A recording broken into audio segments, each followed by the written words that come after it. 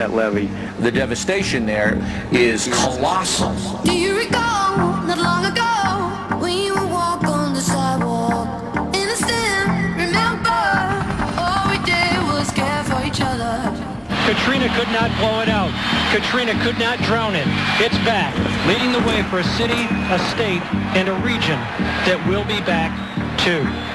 What a moment, just listen to this crowd. Hey, baby, it's about today. It's about this opportunity. It's about this moment. All I want is your best. Nothing more, nothing less. Just your best today, right here, right now. Today. 1, 2, 3, 4, 5, 6, 7.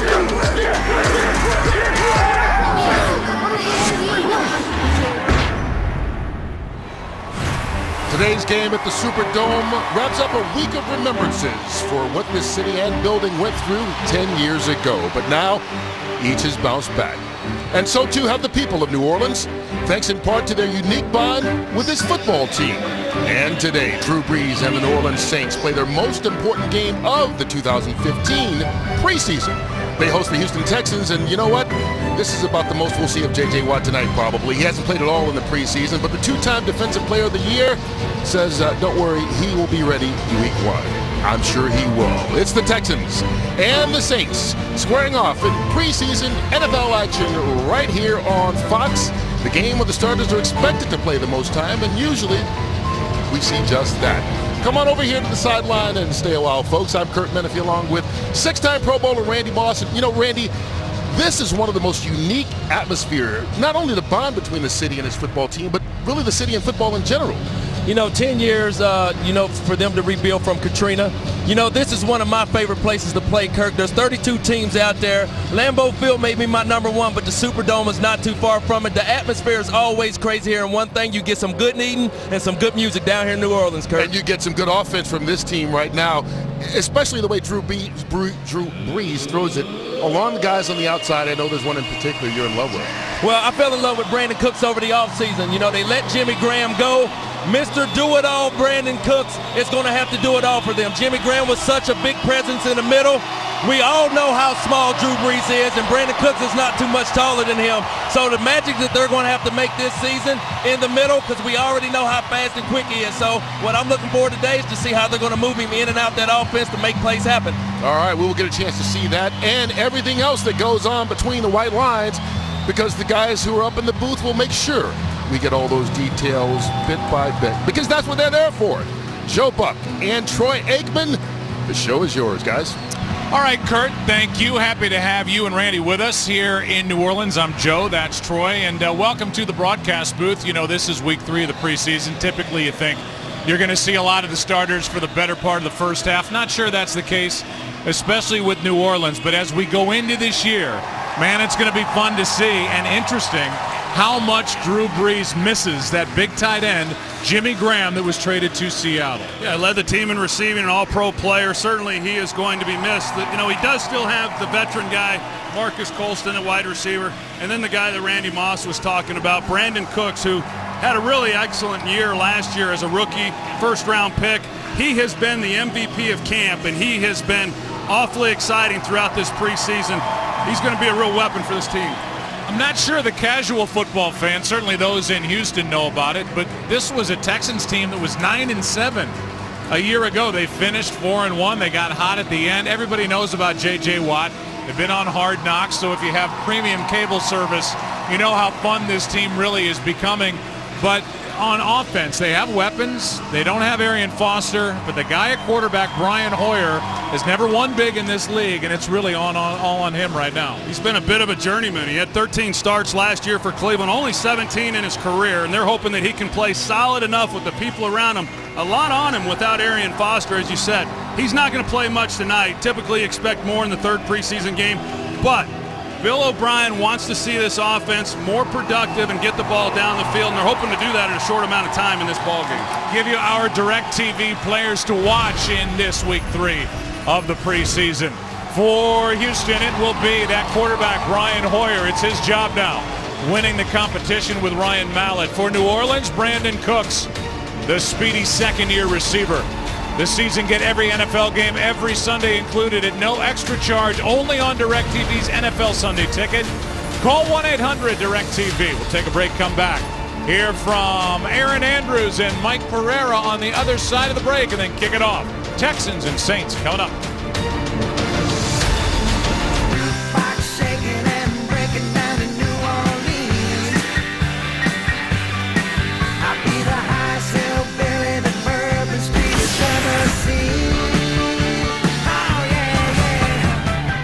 It's the preseason, it's Fox, it's the Texans and the Saints, and right now, it's Aaron Andrews. All yours, Aaron. Thanks, Joe. Well, the NFL's first full-time female official, Sarah Thomas, makes her national television debut today. She's 41, a full-time pharmaceutical rep, and more importantly, a mother of 3. She told me when she was officiating grade school games, she never thought working in the NFL would be a reality, but it became one in April when the VP of officiating, Dean Blandino, gave her a call. Sarah told me all she remembers him saying is congratulations and welcome to the NFL. She made her preseason debut in mid-August in a game between Arizona and Kansas City, and head coach Bruce Arians said she did a solid job. Joe? All right, Aaron, thank you. And as we welcome you back up here inside the broadcast booth, Troy has been replaced by the dashing Mike Pereira. And we're going to talk about these hard as rock footballs and what the fallout has been in protocol after Deflategate. How about Sarah Thomas, though? She's got Ed Hockley traits in her. Shaking hands with the fans already. Kissing babies. Unbelievable. Yeah. Yeah, you know, what comes out of Deflategate, we don't know yet, other than the fact that the balls are being handled differently by the officiating crew now. They're going to have the game balls marked 1 through 12. You see the number 6 right under the Saints logo. That means it's the 6th of 12 balls. Referee Pete Morelli has put his number 135 on it, meaning he has checked the ball. They're properly inflated, and in some games, randomly selected games, they'll bring the balls in at halftime and remeasure them. The reports will be sent into New York for them to analyze, all because of Deflategate. Squeeze that thing. What do you just guess, and we'll see if you're right at halftime. What is that? 12.78 pounds per square inch. 12.78. There you go. There's Sean Payton, head coach of the New Orleans Saints. He missed the year 2012 when he was suspended because of Bountygate. Everything got gate at the end of it, obviously, after Watergate. Aikman Gate is back next to me, getting ready. And Sean Payton's had tremendous success here in New Orleans. No doubt about it. Last year, not a good year. A record of 7-9. Now you've got Bill O'Brien and somebody, Troy, I know, who has really caught your attention. And Hard Knocks is one of the reasons why. Well, I started watching him, Joe, when he left New England and became the head coach at Penn State. Certainly impressed with the job that he did there. A couple of seasons, was coach of the year. And then he gets an opportunity here in Houston. I thought he was excellent last season, but you got a chance to see his personality and how he conducts himself in front of the team on this Hard Knocks show. And yeah, I've become an even bigger fan than I already was. Spanish language broadcast available on both Fox Deportes and by utilizing SAP on our broadcast. So the Saints will get the ball first. Bullock will kick it away with Marcus Murphy, backup running back, and trying to make this team as a return man. Give it a shot, kid. See what you can do. From inside the end zone, he can't make the 20. Tripped up and brought down at the 15 by Max Bullock. And a return of 20 yards. So get a good look at him. Make sure you study him, because we're not going to see him for very long. Yeah, Sean Payton was very clear with us on Friday in saying that, you know, typically the third preseason game, the quarterback plays a half, the first group does, but that's not going to be the case here today. He has seen enough of Drew Brees already. He said he's going to get one series, and then he'll be over next to Sean Payton on the bench.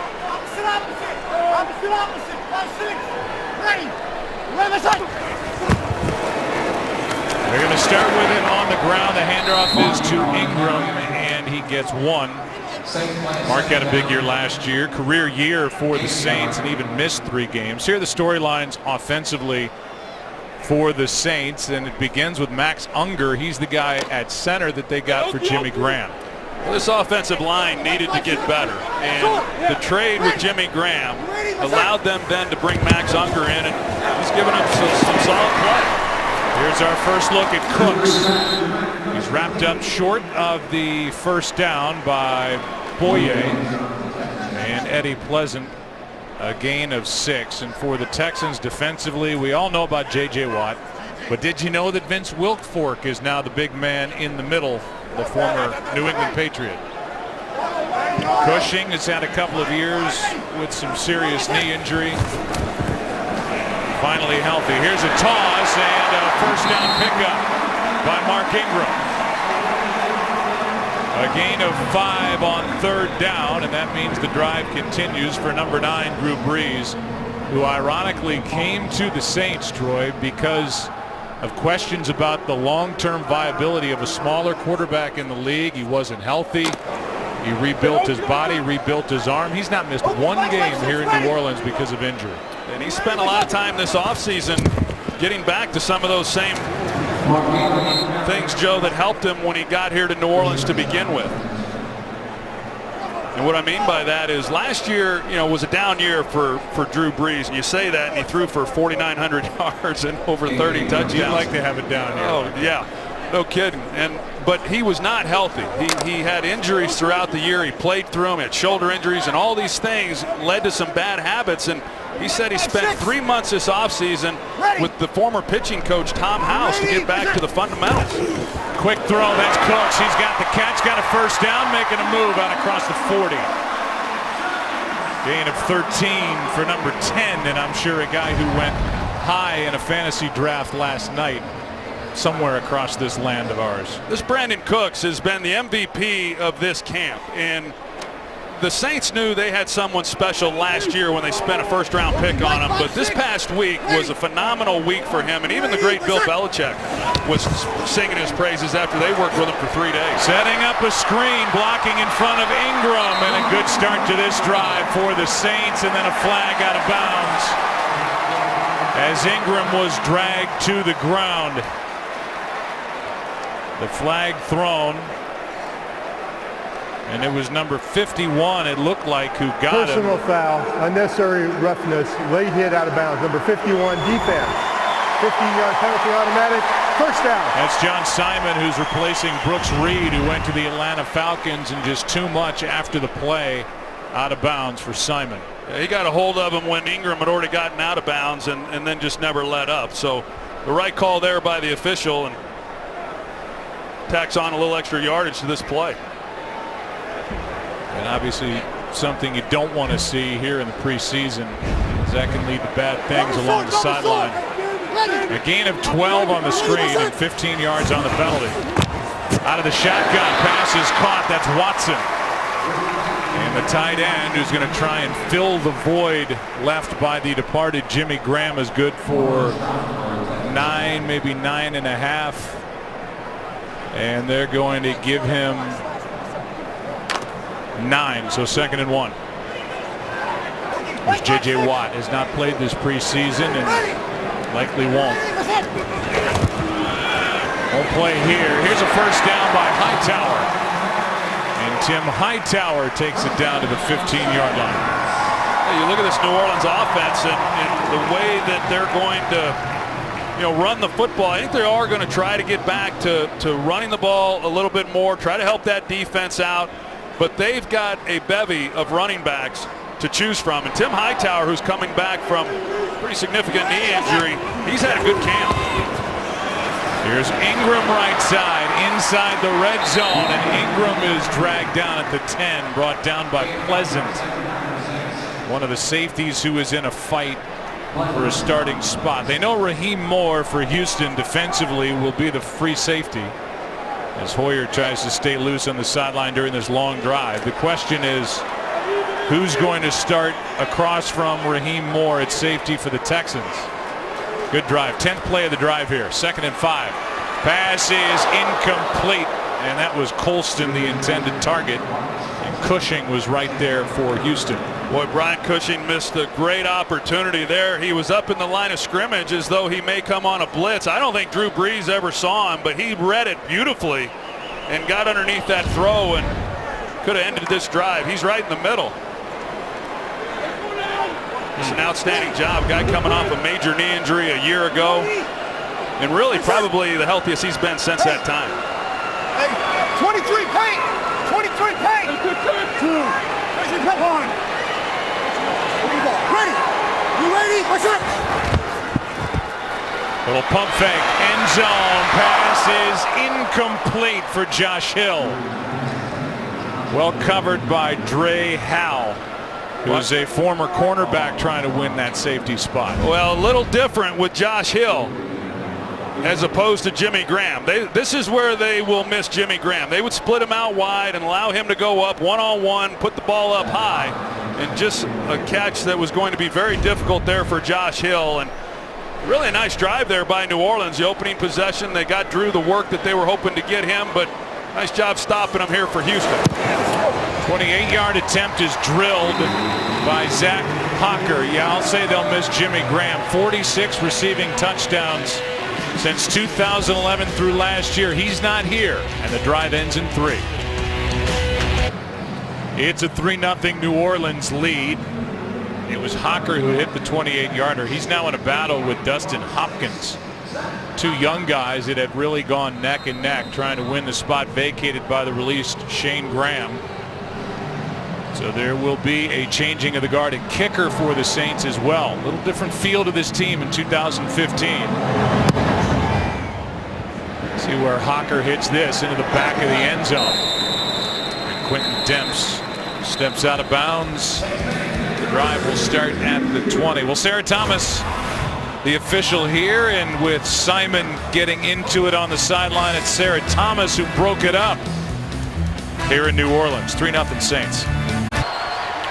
So now we'll see what the first string offense for the Texans can do, starting at the 20. And they start with it on the ground. It's Alfred Blue in his second year at running back. Last year rushed for 528 yards in relief of Arian Foster, who was out after groin surgery. And that top line is probably the most important line, and that is that Brian Hoyer is the quarterback for the Houston Texans. Competition throughout the offseason, heading into training camp, and Bill O'Brien made the announcement this week that Hoyer is the guy week 1. This one floated down the sideline. Catch is made by Hopkins. And DeAndre Hopkins with a terrific grab, working against Keenan Lewis, the kid who had 1,200 yards last year, good for 29. Really an excellent job by DeAndre Hopkins. He cuts his split enough, and so when he releases, he still gives Brian Hoyer some room to throw the football. That's a big play, and that's something that Bill O'Brien wanted to see more of coming into this game. They've completed a high percentage of passes coming into this game. They just hadn't been able to get the ball down the field. They do on the second play of the game. Here's a pass caught by Washington, and the former Tennessee Titan is out of bounds, forced out by Delvin Breaux, a gain of 4. And they needed help defensively. They drafted 6 players in this past draft for the defense, and the secondary is very different because of that last line there, trying to emulate the champs with those big corners. Yeah, they wanted to improve the secondary. They wanted to get physical on the outside, and they wanted to play the kind of ball that you've seen last year from Seattle and from New England. The 2 teams that made it into the Super Bowl, and so they feel they've really upgraded that position on the outside and get physical, play single high safety, one-on-one on the outside, which will help them against the run as well as in their pass coverage. Alfred Blue good for 8, first down.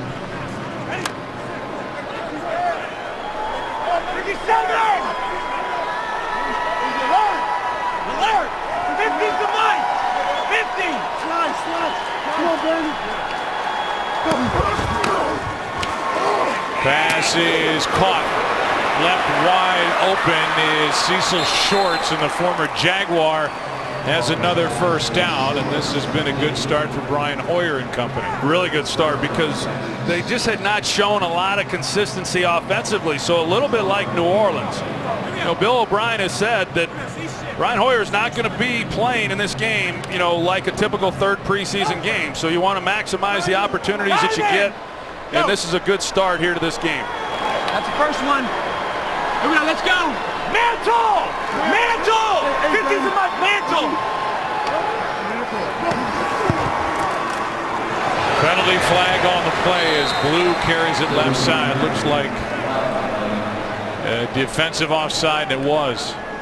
Cameron Jordan Outside, came across. Number 21 defense, 5-yard penalty remains, first down.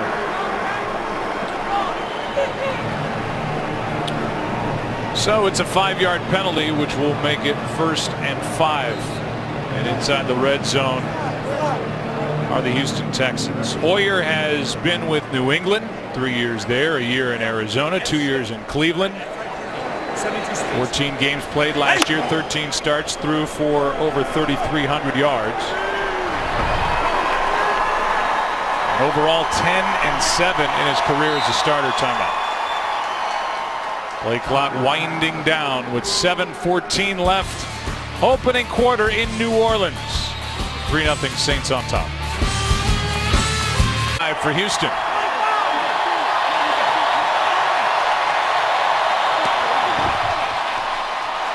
No flags. End zone pass is caught. Flag is down. Pass incomplete. But defensive pass interference in the end zone. Keenan Lewis got into DeAndre Hopkins, and they threw the flag. Well, it's one-on-one like we talked about. This is what you're going to see a lot of. And if you're Keenan Lewis and you're matched up there on DeAndre Hopkins, you've got to turn and try to make a play on the ball. And certainly there was contact made as Hopkins turns to try to make a catch. Defensive pass interference, number 31 defense.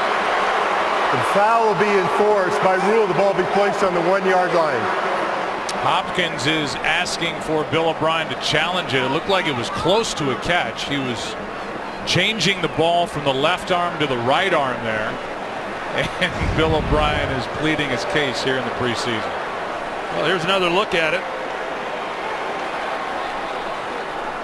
Let's see where the ball was coming in. Catches it with his right arm.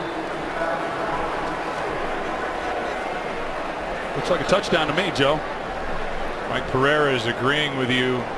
You know, we talked to Brian Hoyer, and he said DeAndre Hopkins is one of these guys who you just get the ball anywhere in his area. He makes catches like that every day, apparently, in practice. It was an outstanding job on his part, maintaining control, getting his feet in. Challenged by Bill O'Brien, and the Texans will get the call when we come back. After reviewing the play, the ruling on the field is an incomplete pass.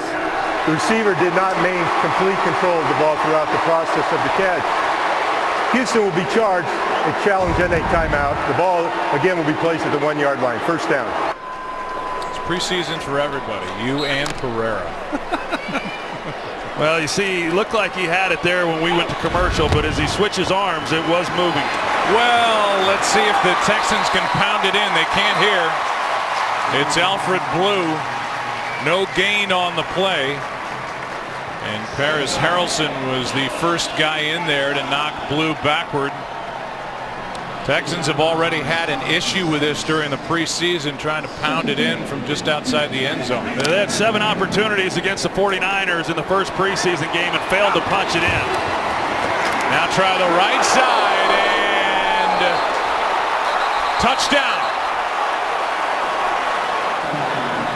A touchdown is called. I couldn't tell if the ball popped out toward the end of the play. It did. You can see that Stanley Jean-Baptiste comes up with a ball, but the plane of the goal line was broken, evidently, right there.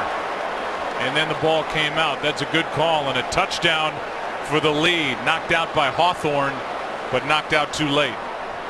A good call there by the officials. Broke the plane of the goal for the touchdown. I was going to say, I would have hated to not punch that one in and then have to go over as an offense and face Bill O'Brien after the struggles that you had pointed out that they'd had a couple weeks ago. This will be Randy Bullock now with a 33-yard extra point. That's the big rule change leading into 2015. The scoring play, so it's looked at and confirmed.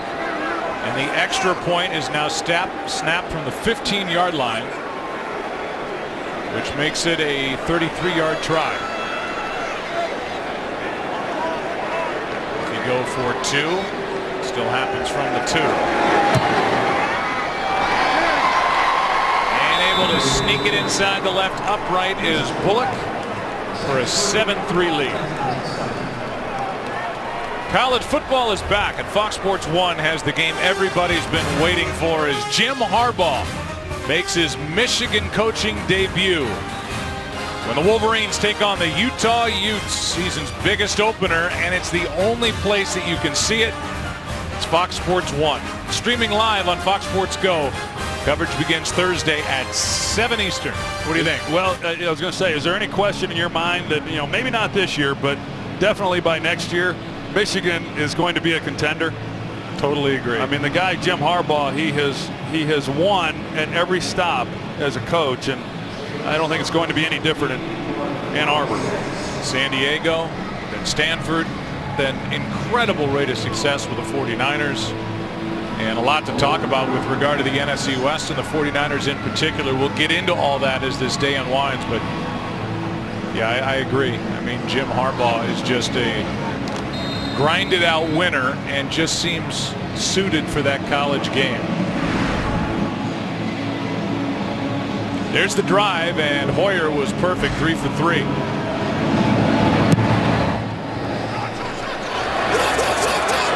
Saunders on the return. Jalen from inside the end zone gets a little crease and takes it across the 20.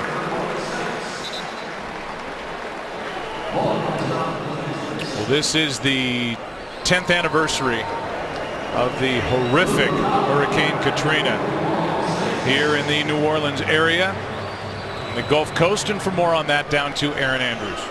Yeah, and Joe, ever since we've come to New Orleans this week, we've seen great images of how resilient this city has been. Sean Payton today wearing the X code on his hoodie there. And of course, we saw these all around the city. They were the markings on houses.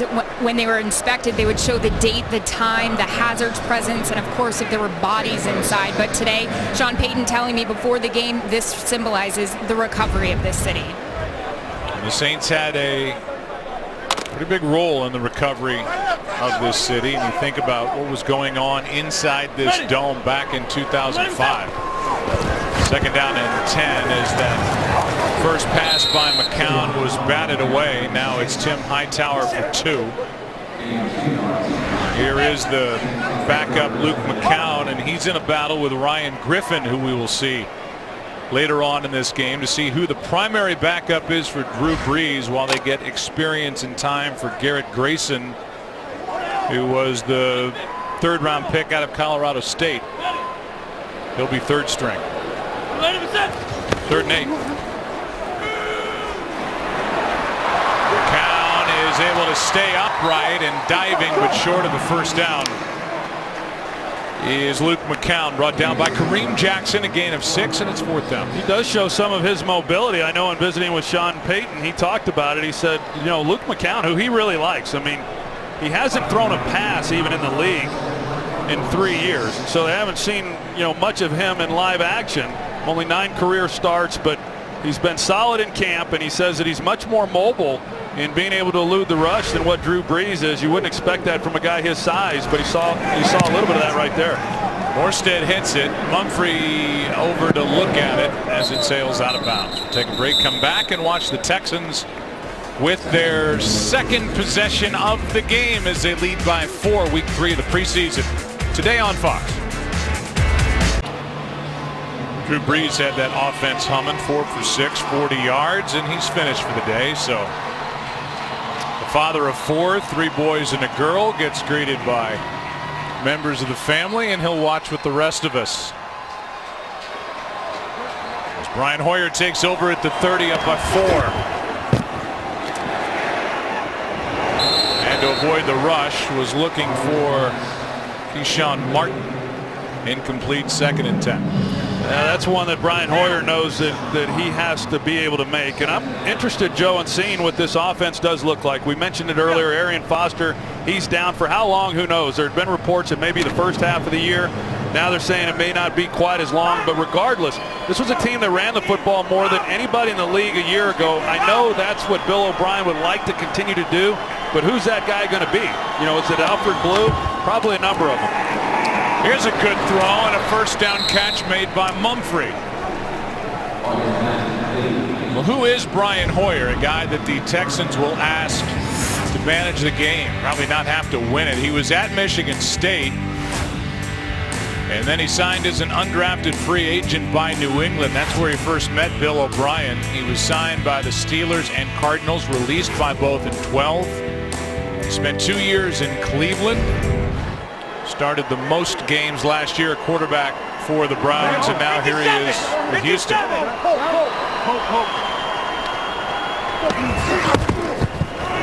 Here's Grimes. Jonathan Grimes with a nice run.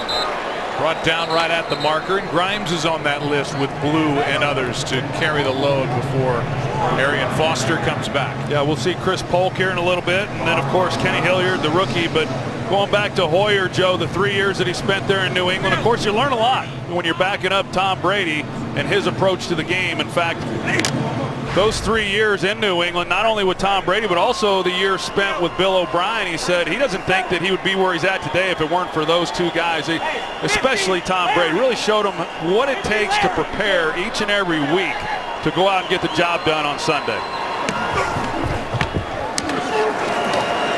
Pass is caught by Mumphrey. Second catch on this drive, and Keats got another first down. Stephon Anthony on the tackle, a 12-yard catch and run by number 12. And Hoyer has looked sharp. Yeah, Mumphrey, another one of those young receivers that they're hoping to be able to count on, a 5th-round pick out of Michigan State. And who's going to pick up the production that was lost with Andre Johnson? Certainly DeAndre Hopkins is going to get some more opportunities, but they're looking for these guys to be able to pick it up. Here's Grimes right side. On first down, good for 2, brought down by John Jenkins. Well, they want to run it. They want to control the clock. They don't want to have to ask Brian Hoyer to win a game for him, but he'll be there if they need it.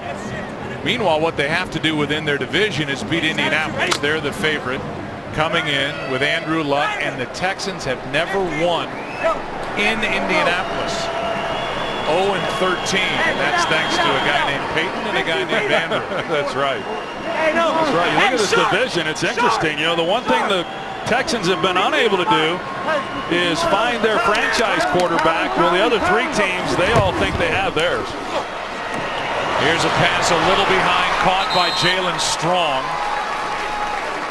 Strong, who's come on a bit the last couple of weeks of camp, is good for 3, 3rd and 5 coming up. And here is the AFC South. Indy went 11-5, Houston 9-7, but missed out in the playoffs. Yeah, to follow up on that quarterback combat, of course, Andrew Luck there at Indianapolis, and then you've got Jacksonville from, they believe they've got their guy in Blake Bortles last season, and then of course Tennessee drafting Marcus Mariota with the 2nd pick, and we'll see how that turns out, but it's just eluded the Houston Texans.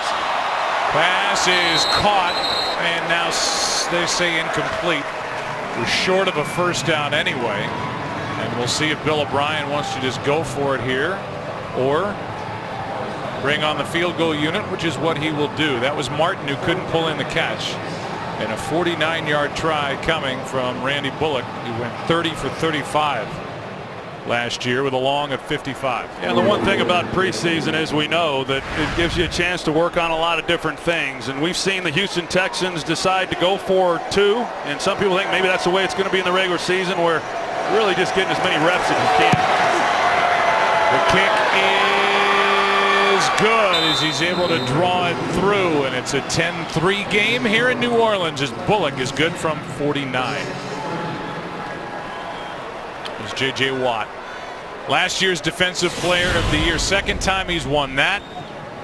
He's great on defense, great at tight end. He had 20.5 sacks, 4 forced fumbles, the 3 receiving touchdowns, and was 2nd in the MVP voting to Aaron Rodgers.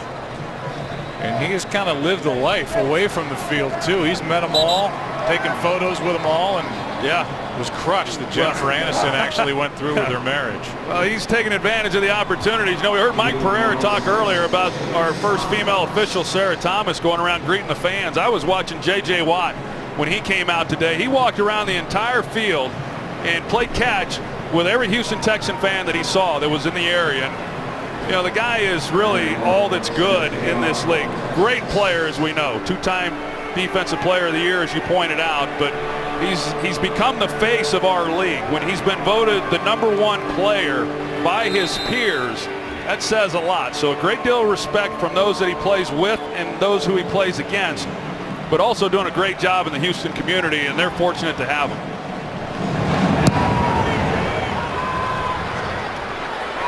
Saunders from the same spot as a moment ago.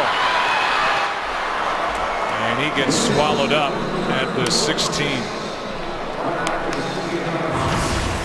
Well, let's learn more. Always loved football. Wanted to play it since he was 7. He works extremely hard. He has reaped the rewards of stardom, but still a grounded guy. He has roughed it in a like 20,000 square foot log cabin over the offseason with a game room and flat screens. Handoff is to Hightower, who's had some work here in this first quarter. Good for 6, under a minute and a half to go in the first. Akeem Dent on the tackle.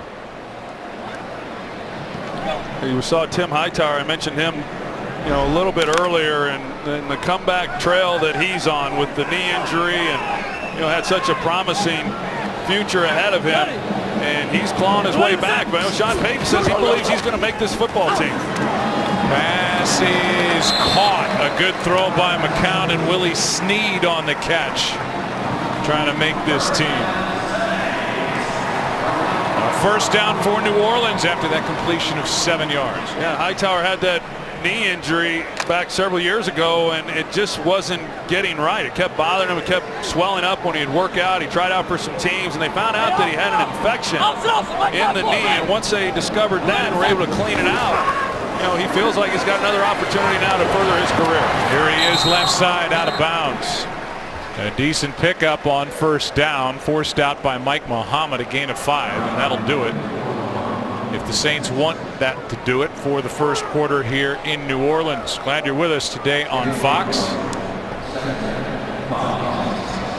It is preseason week number 3. Will they snap it again? They can. It's a race against the clock. Do they want another play? The answer is yes. 2nd and 5, play action. It is broken up, and that will officially do it for the first quarter here in New Orleans. A.J. Boye defending against Brandon Coleman. Down by 7. Somebody tell Luke McCown the quarter's over, because we're going to break.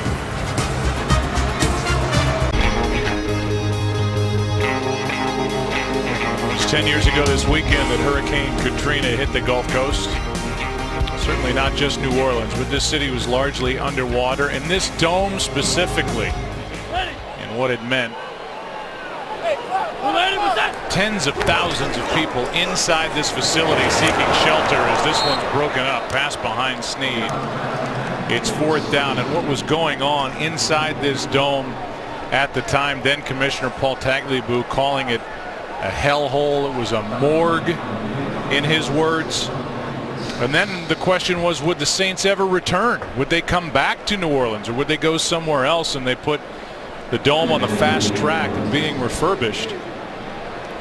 And that first season back was magical here for this city and for this team.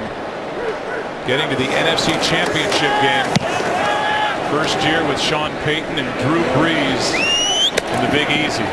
Here's Worthy on the return. Little guy, good returner. He was in college, and he's able to get to the 30.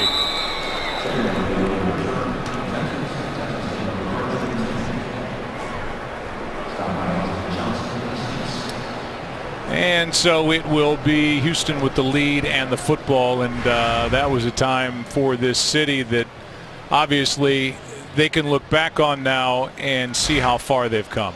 Well, you think back to that Monday night game when they came back here to the Superdome and played against the Atlanta Falcons, and the block punt by Steve Gleason, and the electricity in the air here. I mean, you get chills every time you see highlights from that game. And I know not only the city of New Orleans and the state of Louisiana, but an entire country was rooting for them that night, and they did rally around these Saints.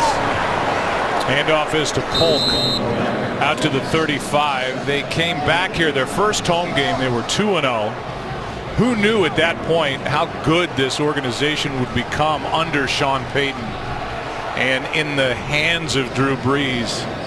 But they won that game, and as you mentioned, it was Steve Gleason at the end of the opening drive for the Falcons blocking the punt.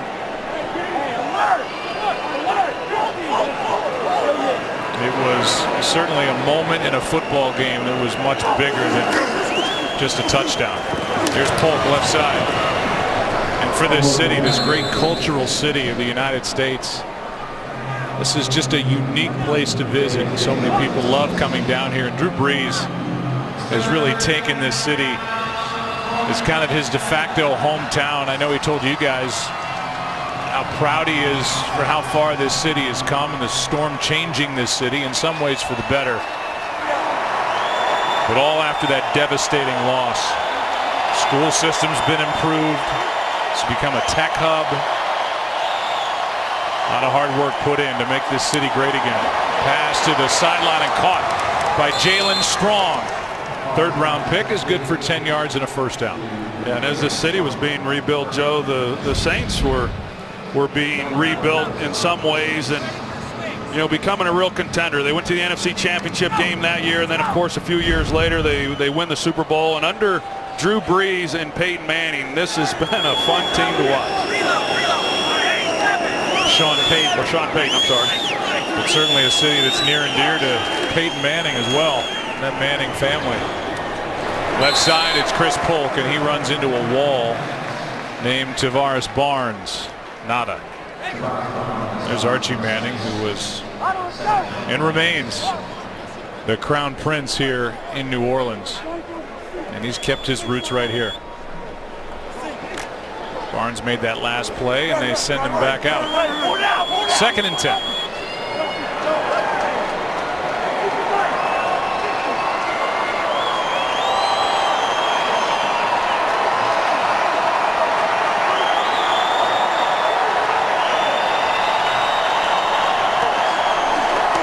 Nobody deep for the Saints. They brought everybody and forced the quick throw and the incompletion by Hoyer.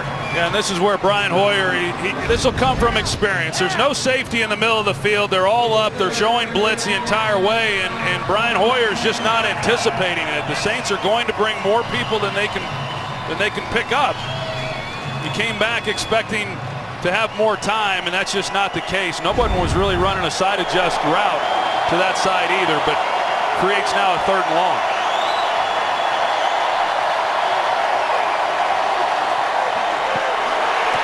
Into the ground, it's 4th down. Good work by this Saints defense. They really struggled a year ago, and they've got a long way to go to get better, but good work there. Oli Kikaha. You saw that big body coming off the field. 2nd round pick out of Washington, had 19 sacks last year. And he was a defensive end in college, now playing linebacker and end here in the NFL, and they need him to step up this year. Well, they're trying to scale back this defense and let guys do what they do best, and it was a nice job on that drive. Under the direction of Rob Ryan, and here is a well down punt inside the 5 by Kevin Johnson. They call him Felix and Oscar, like the Odd Couple. Rob and Dennis, Ryan and Allen working on this Saints defense, trying to make it better. Good stand there. That punt was really well covered by Kevin Johnson. We'll get into that in a moment. 50-yard line, and the numbers will be painted gold this year across the NFL. Super Bowl 50 is headed our way, coming up in San Francisco. Here's one down the sideline. They're going to throw a flag. Willie Snead, the intended target, and Boye was there and had a hold of him. Boy, I'll say you get backed up like this, and some teams are reluctant to throw the ball, afraid of getting a safety. But defense, automatic, 1st down. They get the one-on-one, and Boye just gets turned around, was not anticipating Luke McCown hanging onto the ball for that long.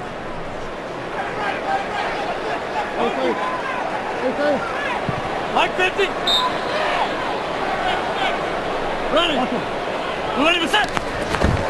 From the 27, quick throw. That's Snead again. And a nice catch in traffic, good for 11. And a first down. There's a look at Kevin Johnson. We talked about the job he did on special teams as he downs this ball inside the 5-yard line as we went to break. Does an outstanding job. He's been very impressive. He's a first-round pick, fifth-year senior from Wake Forest. And last year when he was a senior, he played special teams. I don't think there's another first-round pick this year in the draft that played special teams last season. That paid off, and that'll get you on the field as well. A gain of 3 here by Hightower. They like what he's done defensively as well. So I mentioned Super Bowl 50 coming up. Santa Clara, Levi's Stadium, and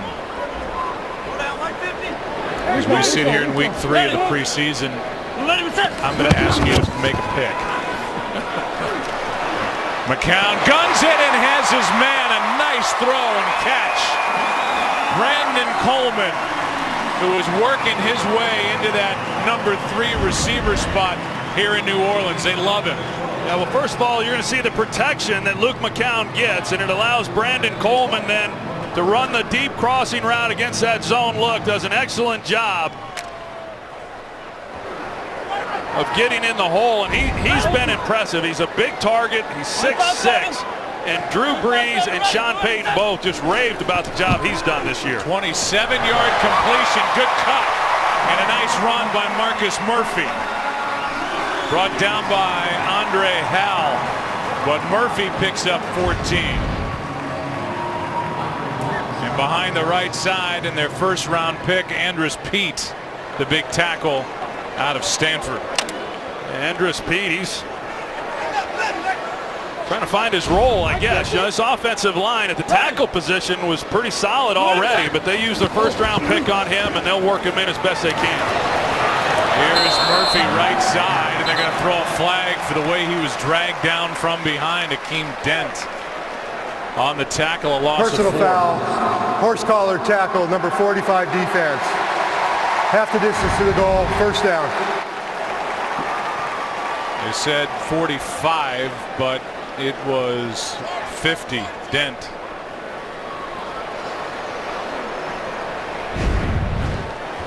Mike Pereira nodding his approval for that call. Used to have to be, you have to drag him all the way down to the ground, and they changed that. Yeah, they did. They said that I have to pull him in the direction toward the ground now instead of all the way to the ground. Good call, and brings up first and goal from inside the 10. Remember, this drive started at their own 2. Fake toss. Tight end. Pretty well covered. That's Josh Hill. And he's to the 4. Well, this Houston defense, and I understand there's guys playing right now that aren't going to be playing when the regular season starts, but if you think back to last year, I mean, they would give up some yards, but they were good when they got down here. I mean, they were able to get off the field, not give up a lot of touchdowns, didn't give up a lot of points. Part of that was because they led the league in takeaways, but this defense has been hard to score against, at least when they've had their starters in over the past few seasons. Second and goal. McCown in trouble, out to his left, and out of the back of the end zone for Coleman. Third and goal.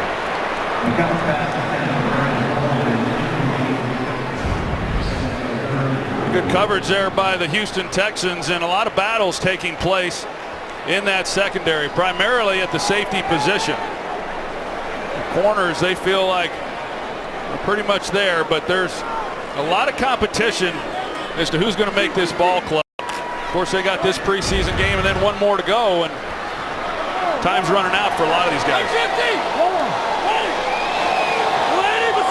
Saints are at Green Bay on Thursday. That's it. Here's Murphy. Can't get in. And able to clamp down inside the 5 is this Houston defense. A gain of 2. It's 4th and goal. The Saints look like they're going to go for it. Why not? Saints will open their season at Arizona, at home against Tampa Bay, at Carolina, at home against Dallas. Keep an eye on Brandon Coleman, as I talked about. He's 6'6". He's spread out up top.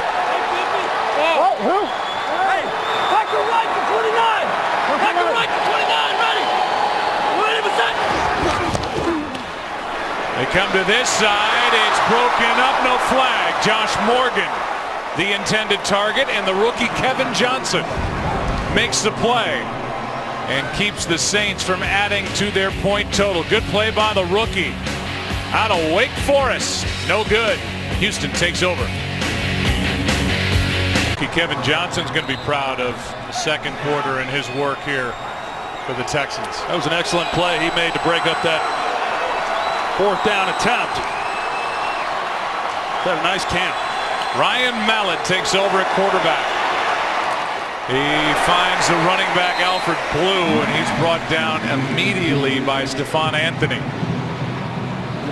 Gain of 1. Well, there's a look at Ryan Mallett, and as we talked about, in a pretty heavy quarterback competition throughout the offseason, heading into training camp, he was told he was going to be the backup. Didn't like it, but a guy who also had some familiarity with Bill O'Brien going back to a year at New England, and then of course he was with the team last year, had a couple of starts. He's got a big arm. He's a big physical quarterback. Steps up and throws. Ryan Griffin didn't have his head around. Troy, this was a tight end position for Houston last year. They've had a total of 32 catches at that spot combined. They need to find a tight end to catch the ball because that's just a big hole in an offense. Yeah, I mean, you look around the league and what these tight ends mean, and I had it, when I was playing, and it's a real security blanket for a quarterback. When you've got people, and it doesn't always have to be a tight end, but when you have people who can work the middle of the field and get open, that sure is reassuring to a quarterback. Third down and 9, and this pass is caught, but well short of a first down by Griffin. And it's 3 and out for this Houston offense. And this is a New England style offense. And you think about New England, you think about Gronkowski and the way they use the tight end there with Tom Brady with the Patriots. You see Ryan Mallett, he's trying to find a grip on that football as he's dropping back. A disappointing first series there for Ryan Mallett in this offense.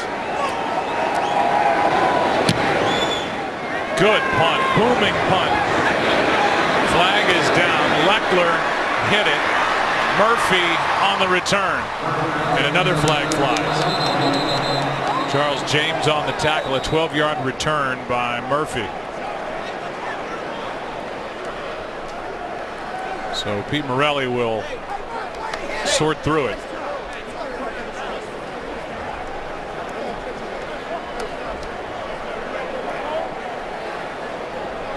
An early flag, then a late flag.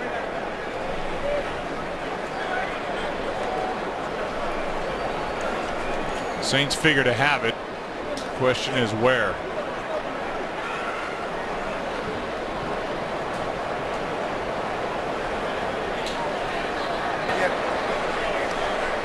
There are 2 fouls on the play. A player went out of bounds on his own, number 55 of the kicking team.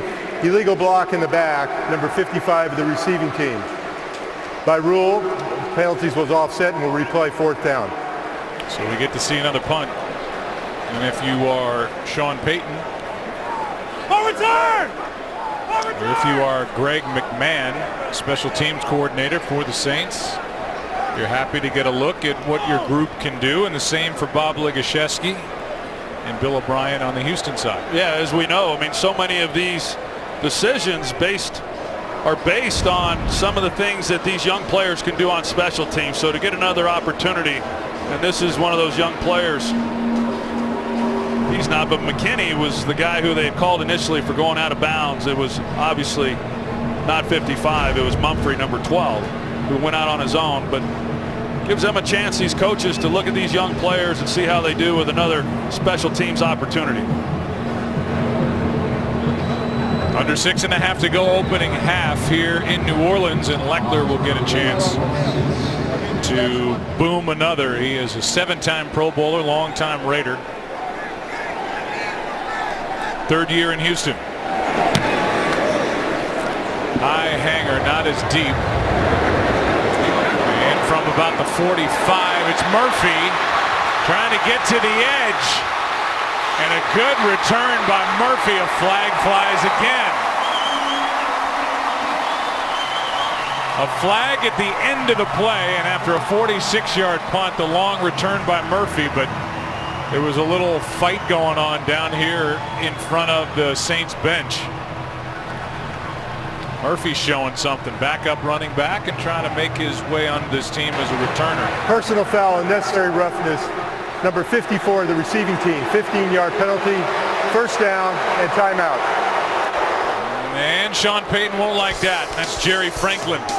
Guilty of a personal foul, and that wipes away that big return by Murphy. Saints team was not a good return team last year. They still haven't replaced Darren Sproles. Murphy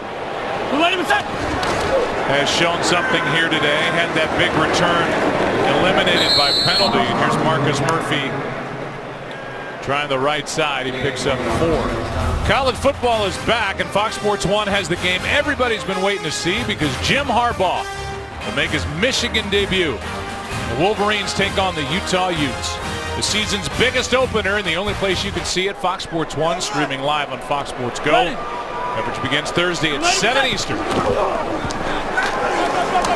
Hand off to Murphy again. Third down coming up for the Saints, who trail by 7.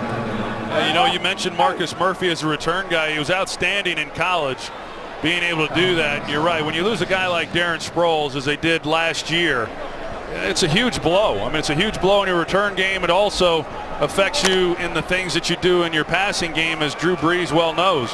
But Marcus Murphy, if he's going to have a role, it likely is going to be, you know, as a return guy for this club. Hey, Mike 50. Middle. Ready. 90%.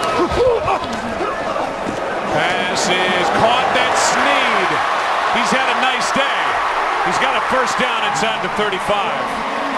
Went around Kevin Johnson, the rookie. And Willie Snead, first-year pro out of Ball State, has made a few catches here in this opening half. That one good for 23. In his third catch, he's got 41 yards. Just an outstanding job of ball placement by Luke McCown. And Kevin Johnson, he read it the entire way. He jumped the route. He was out in front. He put it the only place he could, and Willie Snead was able to make the adjustment and make the catch. Here's Hightower right side, gets 1. 2nd and 9 coming. And when you think about Darren Sproles, he's in Philadelphia. Think about the Eagles. They've got Sproles, Ryan Matthews, and DeMarco Murray, who led the league in rushing a year ago. 3 Pro Bowlers behind Sam Bradford, with the weapons he's got on the outside and the system of Chip Kelly. Big year for that offense, and I really think a big year for that team and Chip Kelly with all the changes that he made. Here's a throw, incomplete. On 2nd down, no flags. Alex Smith, the intended target. I mean, Chip Kelly pushed all of his chips into the middle of the table and said, we're going to do it my way. And he's gotten rid of a lot of talent, but he's brought in a ton of it too. Yeah, I think the verdict was out. You know, you lose Deshaun Jackson a couple years ago. This year, now you're without Jeremy Maclin and, you know, LaShawn McCoy, and then you bring in your guys, and you got some more authority with personnel, and so there's a lot of pressure on Chip Kelly and what this team looks like this year. But so far, what we've seen in preseason, they've looked awfully good. Here's a sack back at the 40 on 3rd down and 9, and it's Akeem Dent who's going to get credit for it. A loss of 10. Yeah, last night the first-string offense looked great against the Packers, and Sam Bradford in particular went 10 for 10. Dropped the sack. Well, Andres Pete, he handles his responsibility. He gave up the pressure on the play before, but they don't handle the twist very well, and that's what happens when you've got the young offensive lineman in there. You're going to see that's a pretty basic look from a defense, but when you're young and you're not accustomed to seeing those types of things or communicating as an offensive line, you turn people loose. Alan Bonner with a fair catch back around his 10. The punt by Morstead. The Texans have it, leading by 7, just over 3 to play first half. Head coach and star of HBO's Hard Knocks, Bill O'Brien. Let's talk about the media real quick. They have a job to do. You just worry about speaking for yourself. What's your impressions of Brian Cushing so far as a player? Maybe we can jack some music up, you know, some country, some Rick Ross. Let's go, crank it! Rick Ross! Woo! I tell you, if you're not watching Hard Knocks, you're missing something. This guy has been an absolute rock star in this series, and he's impressive to watch as a coach and how he handles his football team. Here's Mallett, another try at it. Behind strong. Next week's episode of Hard Knocks can be seen on Tuesday, September 1st at 10 p.m. on HBO. Aaron Andrews, you've been watching, I know. Yeah, I've been loving it right along with Troy. And to continue our conversation about Bill O'Brien, his language has been a topic. It's also been a topic with his mother. She spoke to the media in Houston and said she is going to have a couple words for him about some of the bombs he's dropping. I talked to Bill O'Brien before the game, and he said he told his parents, look, watch the day version of Hard Knocks, not the night version, guys. Second down and 10. Handoff is to Grimes, and Grimes is stuffed. John Jenkins made the play, gain of 2, and that'll bring up 3rd and 8. Well, the Houston Texans, I guess if you don't make the playoffs in back-to-back seasons, you become eligible then for this Hard Knocks series. And I think it's been good in some ways, and I think Bill O'Brien would tell you that it's given his team a platform and a profile. But at the same time, you got cameras around you all day long, and you're mic'd up, and I think they're as good as it's been, and as well as his team has come off. I think they're ready for it to all be over with and start getting focused on the upcoming year. 3rd down and 8. That snap had some heat on it. So did that pass, broken up. Good play by Damian Swan as he got the arm in front of Keyshawn Martin. 4th down. Hey, Damian Swan is a young player, 5th-round pick out of Georgia, who's had an excellent camp. And he was a bit of a long shot, of course, when you're drafted in the 5th round. And yet he has impressed enough that Sean Payton even said the other day that he's likely to make this team. He's right now the 4th corner in the order, and he's also got a little versatility because he played some safety in college.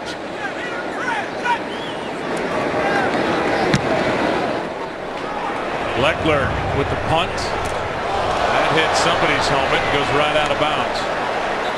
The helmet or shoulder pad. And deflected out at the New Orleans 48, which is where they'll get it with 3 timeouts. 2:08 on the clock, down by 7. There's Kurt Menefee and Randy Moss. They will be on camera and leading 2 pieces during the break. Halftime is right around the corner. And let's see who this hit. Right on top of the helmet. And that was Charles James. Well, you talk about Hard Knocks stars, and he's one himself. He's been pretty impressive. Guy who likes colorful socks, and he wears them out to practice. Got to see it. Watch it now. No, I'm going to binge watch.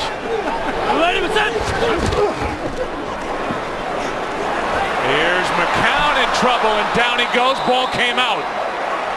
And the Texans have it. Knocked out by Tony Washington. And talk about ball security. Luke McCown let one get knocked out. Looked like he was indecisive as to whether or not he just wanted to try to throw it to the ground and create an incompletion, but he got it out away from his body and he gets it knocked out, and that's something he'll learn from. 2-minute warning in New Orleans. Crennel, 2nd year coordinating this defense. He was proud of the 34 takeaways last season, most in the NFL. It was Tony Washington, a rookie out of Oregon, a free agent, and then that got a reaction out of linebacker coach Mike Vrabel. There's Romeo Crennel, who coached Mike Vrabel for years in New England, was with Bill O'Brien there. And now Vrabel, fresh out of the game, played 14 years, mainly with New England, also with Cleveland, and he's coaching all 4 linebacker spots. A lot of responsibility for him. 1st down. See if Mallett can do anything. So far, it's been slow. Mallett ends up on his back, and the pass is behind Mumphrey. Follow up on Mike Vrabel. He was a little bit J.J. Watt before J.J. Watt. I mean, he played linebacker, of course, for Bill Belichick and Romeo Crennel for many years in New England. Really an outstanding player, but he would also line up at tight end, caught some touchdown passes from that position, and a guy who, as a player, I have had enormous respect for, and watching him as a coach, he has been outstanding. He gets his guys ready to play, and he's tough. There's some tough love there in that linebacker room, but he's got a bright future ahead of him, in my opinion, as a coach. Mallett pulls it back and now finds a receiver. Pass caught by Martin. And Keyshawn will be knocked out short of a first down. First and foremost for Vrabel has got to be when he's healthy. He's got to make Jadeveon Clowney an NFL star, because that's where he was drafted first overall a year ago. Microfracture surgery, and he's got a lot to prove. Yeah, and I think the jury's still out a little bit on Jadeveon Clowney. He just played a couple games last year. He's had the major injury. Has been practicing here in recent weeks, but has yet to play. Don't know exactly when he will be back, or what kind of player he's going to be. They think he's got a bright future, but until you put it on film and you do it consistently week in and week out, you just don't know. Handoff for a first down to Polk. He got hit hard. Pops up, keeps going. Play is dead, but a first down for Houston. The clock will continue to wind. The Texans with one timeout. Jean-Baptiste made that hit.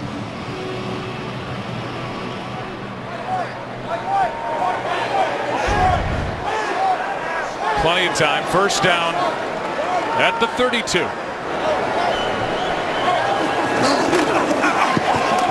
Floated and incomplete, flag thrown. Mumphrey the intended target. Jean-Baptiste is guilty of pass interference. Number 23 defense. Ball will be placed at the spot of the foul. Automatic first down.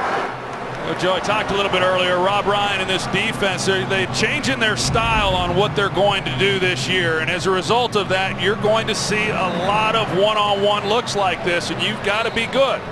And I know that Baptiste is a young player, and that's why he's in the game right now in this preseason game, but these are the same things that you're going to see throughout the year, even with the starters, that as a quarterback, every time you come to the line, you got one-on-one, and if they're impressed, you're going to see a lot of teams taking shots down the field.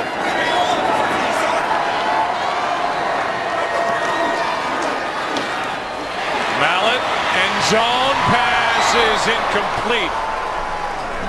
And the intended target is the second-year tight end, Fedorowicz. Well, he had a step on him, too, and just unable to haul this one in. Ryan Mallett just overthrows him just a little bit. Was going to be a tough catch, but this is a good opportunity for Ryan Mallett. You just don't get many of these chances to work on some of the things before the end of the first half, working against the clock, one timeout, trying to get your team into the end zone. Fedorowicz had only 2 catches last year, third-round pick a year ago. Mallett guns it, passes, caught for the touchdown, Ryan Griffin. Good throw, maybe even a better catch. And that had some heat on it from the big-armed Ryan Mallett. Well, it sure did. You're going to see Ryan Griffin. He's in the stand-up tight end position, and he's going to the corner. He gets a step, and that throw was a dart. I think Mallett, rather than trying to loft it the way that he did on the previous throw, he saw that Griffin had enough of separation that he could just line drive it, and he throws a perfect strike for the touchdown. Just whiffed on the spike. He can work on that on Hard Knocks. They might get after him on Hard Knocks for that. They've been looking for somebody to step up at the tight end spot. They're going to give that touchdown an extra look. Scoring play, so it's automatically reviewed. We didn't see any angle that showed that that pass was not secured to catch going to the ground, but let's see if we can see it here. What a throw. Yeah, really nice, and I mean, he had to make it perfect. When you throw the ball that straight, your margin for error decreases dramatically, but he made a perfect throw, and it moves a little bit there as he goes to the ground. I couldn't tell if it hit the ground or not. Looked like he might have lost it for a moment there. Certainly worth the extra look. Can't see it there.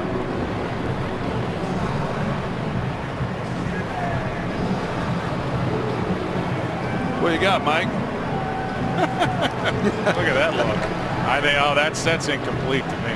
right there. I mean, the right hand comes off of the ball. That's the one that they're going to look at. That's the one that Dean Blandino and his staff is looking at in New York right now. But remember, again, ruling on the field was touchdown. Has to be conclusive that he loses control of the ball, which I think that part is pretty evident there. And then does it get to the ground? I think it does too.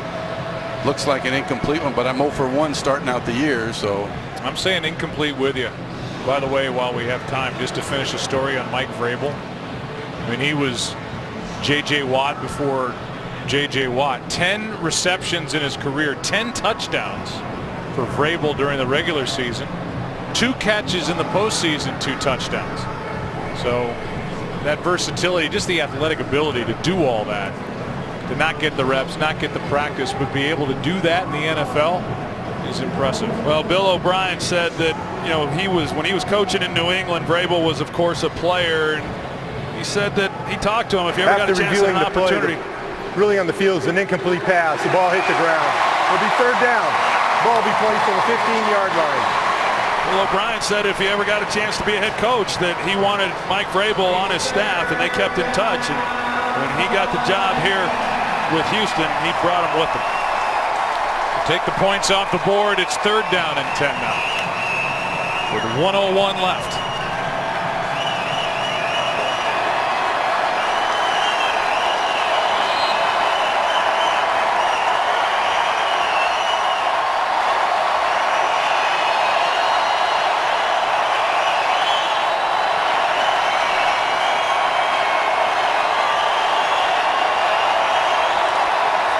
They hand it to Polk. And Polk won't pick it up. Run down by Edebali. Kassim made the tackle after a gain of 4. It's 4th down.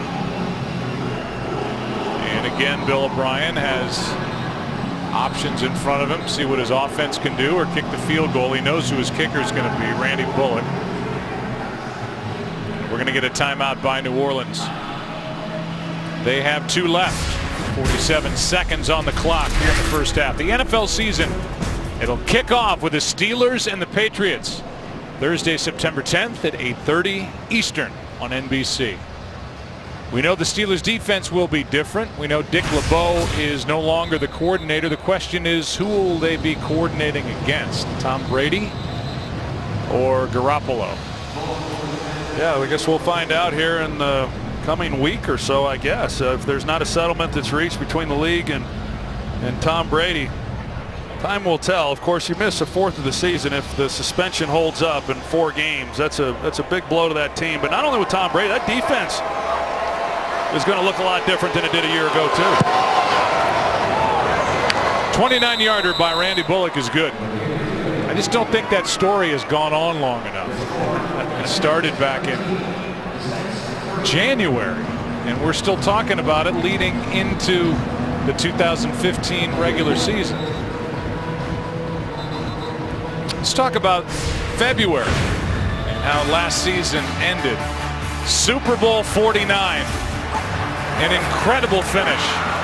The Seahawks right there knocking on the door, trying to make it 2 in a row, and instead of pounding it in with that guy, they try to throw it. It's picked off with an incredible play by a young defensive back, but that became a hot topic for the months after, and still hard to believe that they tried to throw it instead of just run it in. Well, it's certainly up for debate on what the strategy was. I was surprised when they broke the huddle and it looked like a passing formation, and then when they went ahead and threw it. But you know, hindsight's 20/20. Regardless, I think that when you get that close to winning a world championship and you don't finish the game, that's a hard one to get over. And I'm really anxious to see how Seattle comes out of the blocks this year, early in the season, after such a devastating end to their year.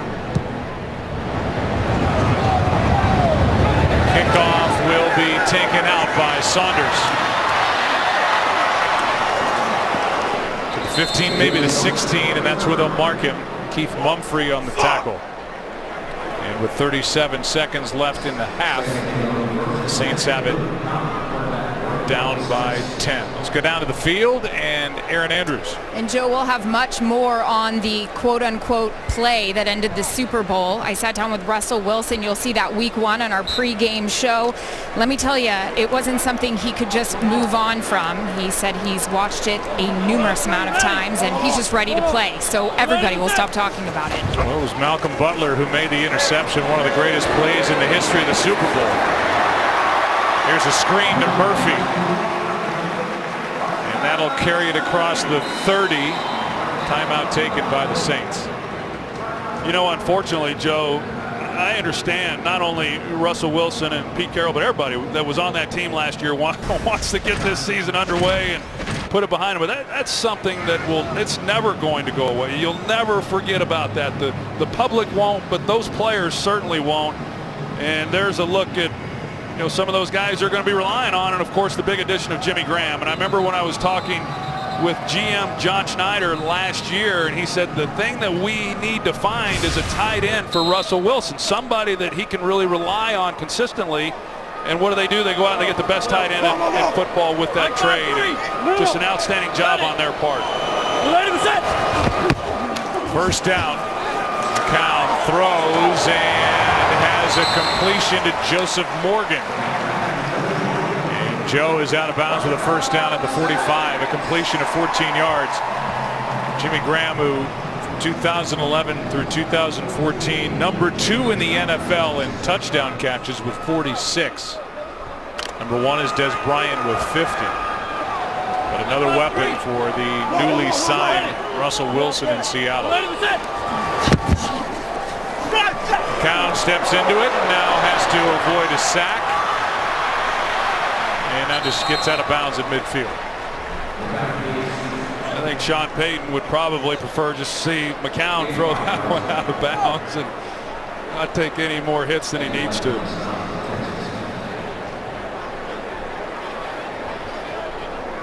Well, I'll tell you, you look at Sean Payton there and you know, their off season too. I mean, they didn't make it to the Super Bowl. They didn't make it to the postseason. And when you've had as much success as he's had and the Saints have had, you feel like you let a lot of people down when you don't make it into postseason. And at 7-9, they were still in the hunt because it was such a poor division last year, but just a real disappointing season for them. Pass is caught. They have a timeout left. They'll use it. And now, after Willie Snead made another catch, his 4th of the half, they'll get a look at one of the young kickers and see what he can do. This couldn't have worked out any better for Sean Payton. They get a chance to move it into field goal range. They get a long field goal try. This will be a 53-yard try by Zach Hocker.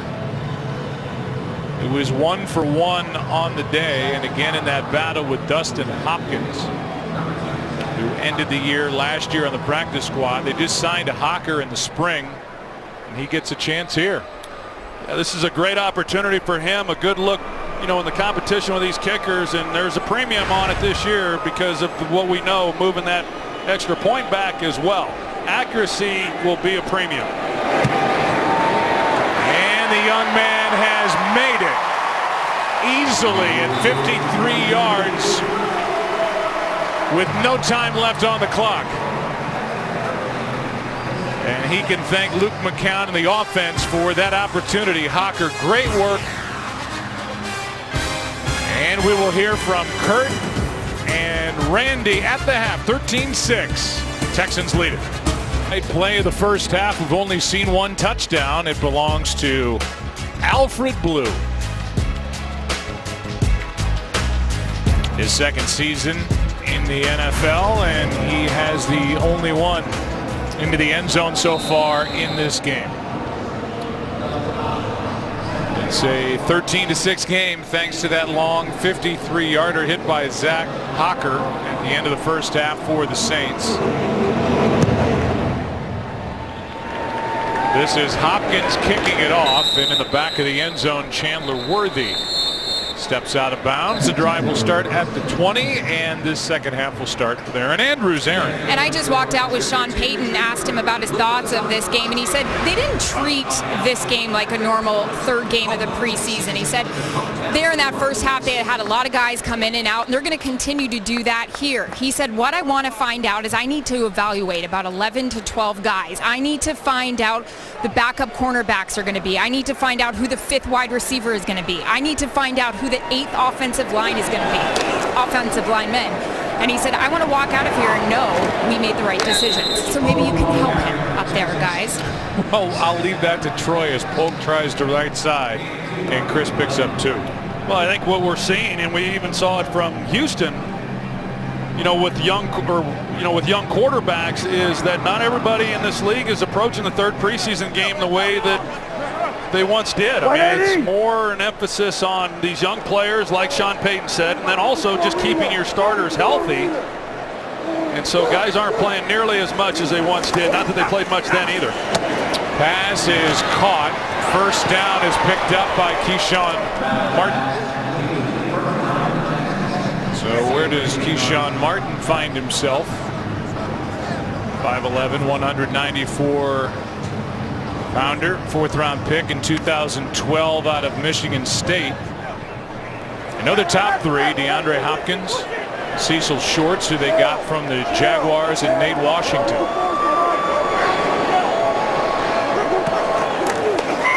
Handoff to Prosh, the fullback. He didn't carry it all of last year, made only 1 catch. A 24-yard reception for the Houston Texans. He gets 3. I've touched on it a little bit, Joe, with Rob Ryan and the defense and the struggles last year and what their approach is this year. We mentioned New England and Seattle. Both of those teams played a lot of one-on-one coverage, and that's an area where this defense struggled last season. So they feel they've got better players at those positions, and they have simplified things that they are doing defensively and just be good at those few things they do. Blitz came from the Saints. Mallett goes out of bounds with a gain of 4. And you can see how good they were in 2013 and how bad they were. 31st ranked defense last year. And the players have to take some ownership on that as well. And certainly the first year that Rob Ryan was here, they played really well, complemented that offense very well. Last year they expanded the defensive playbook a little bit more, and you tend to do that when you've got guys who have been in the system for a season, and I think it was to the detriment of this team. Here's a catch made for a first down by Jalen Strong, who had lost his footing. But a nice catch nonetheless. It's when they went from 11 to 5 to 7 and 9 and out of the playoffs. Last year, the Saints defense was led by Junior Gillette, who had 10 sacks. 10 of 34. They had inked him to a new deal in September. They released him. Off the field issues. Quickly signed with the Redskins and has since torn his Achilles tendon. Here's Prosh again. Good for 2. Well, another guy they let go was their defensive captain, their middle linebacker, Curtis Lofton, and then they draft Stephon Anthony at the middle linebacker position. He has been very impressive. He'll be taking over that spot. And then, of course, they bring in a guy like Brandon Browner. And the other corner that we haven't had a chance to really get into and talk much about is Delvin Breaux, who was a free agent, played in the Canadian League, and they are raving about him. Here's one off the hands and incomplete. Mumphrey had it, lost it, and Stanley Jean-Baptiste almost came down with a great pick. Yeah, a throw that's a little bit high, but one that certainly could have been caught. Jean-Baptiste almost hauls that in for the interception, and those are the types of plays you're looking to make. You know, I mean, this is a defense over the years. You look at the best years that this team has had, it seems that their defense has created takeaways, and that's true of a lot of teams in this league, and you're able to make some of those and catch the coach's attention and give yourself an opportunity to make this squad. This was a Saints defense that had only 12 interceptions all of last year. Timeout, Houston. Earl Rams' 10th annual football jamboree was going on all weekend. Nice sized crowd here in New Orleans for this preseason game. It's 3rd down and 8. Mallett protected, fires, has a first down, and a nice catch made by Denham.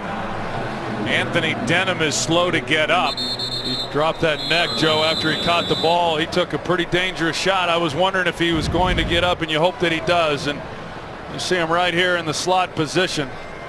Really nice throw here by Ryan Mallett, but the hit after this play is pretty significant. Backup tight end Anthony Denham.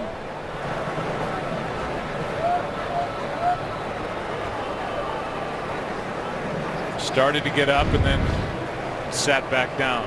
And it is a real fastball that Ryan Mallett possesses. I mean, he can get it out there in a hurry.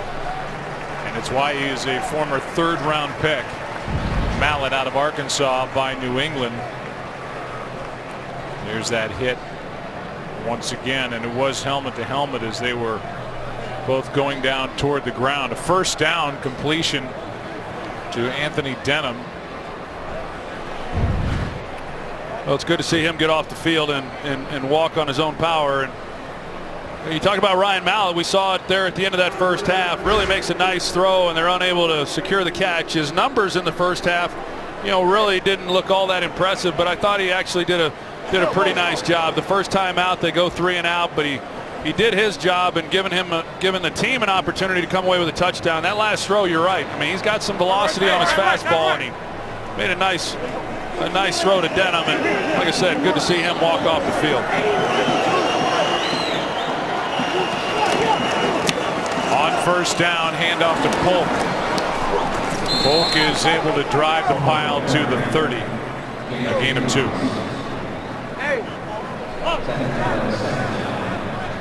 You see the trainers and the medical staff check Denham to make sure he's okay. And like I said, when you watched it in real time, anytime you see, the NFL has the heads up campaign and all that, but anytime you see a guy drop his neck, and when it's down like it was with Denham when he takes the blow, it's not only dangerous for him, but it's also dangerous for the defensive player.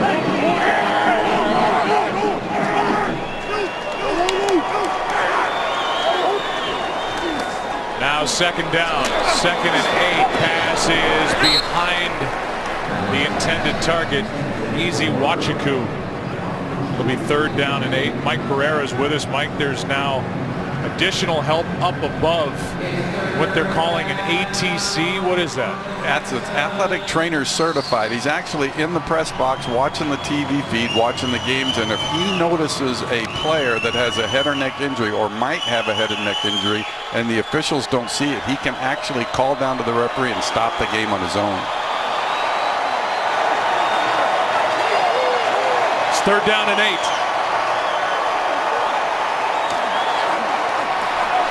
Mallett, pass incomplete, but a flag is down. Coverage on Kari Lee, and it was Henry Coley out there in coverage. We'll see what the call is. Holding, number 24, defense. 5-yard penalty, automatic, first down. It's Kyle Wilson. You see Kyle Wilson, 24. With the grab there with his left hand. That's what they caught. Initially, I thought they were calling it on Henry Coley. It looked like pretty good coverage to me, but in fact, it wasn't. And a nice job there by the officials catching that.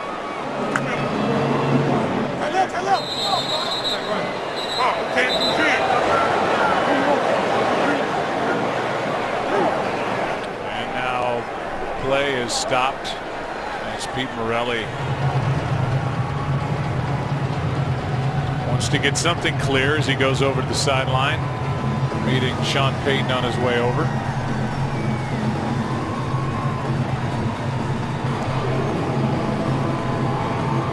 This would be a nice time for Mike Pereira to jump in if you had any idea what the heck was going on now. Just like when I used to work for the league, I very seldom had an idea of anything that was going on. I thought maybe he's looking at the penalty enforcement, which they would talk about here, because it was an incomplete pass. Defensive holding was called. So it's a 5-yard penalty that really should take the ball to the 25. That's right. Which they did. And they just moved it back. Sean Payton questioned the enforcement, and he was right.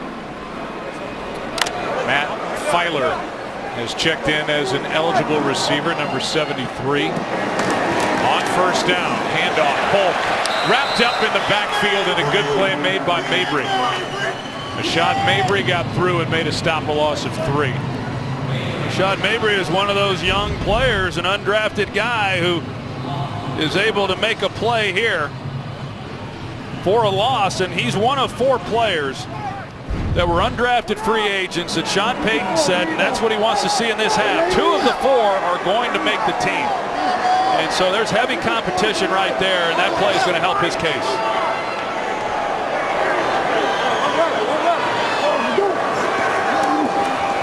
Mallett, sideline, strong. Found a hole in the defense and is good for 14 yards and a first down.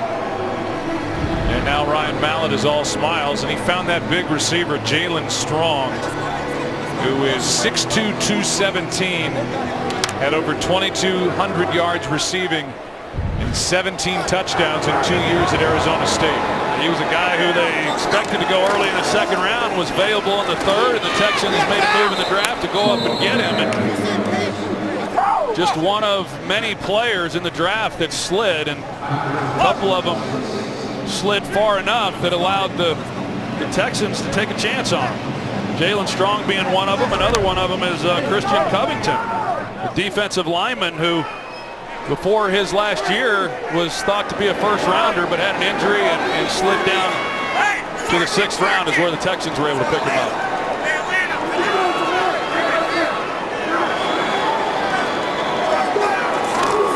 Second down and 8. Polk has been busy on this possession. Third down coming up. Polk forced out in Philly.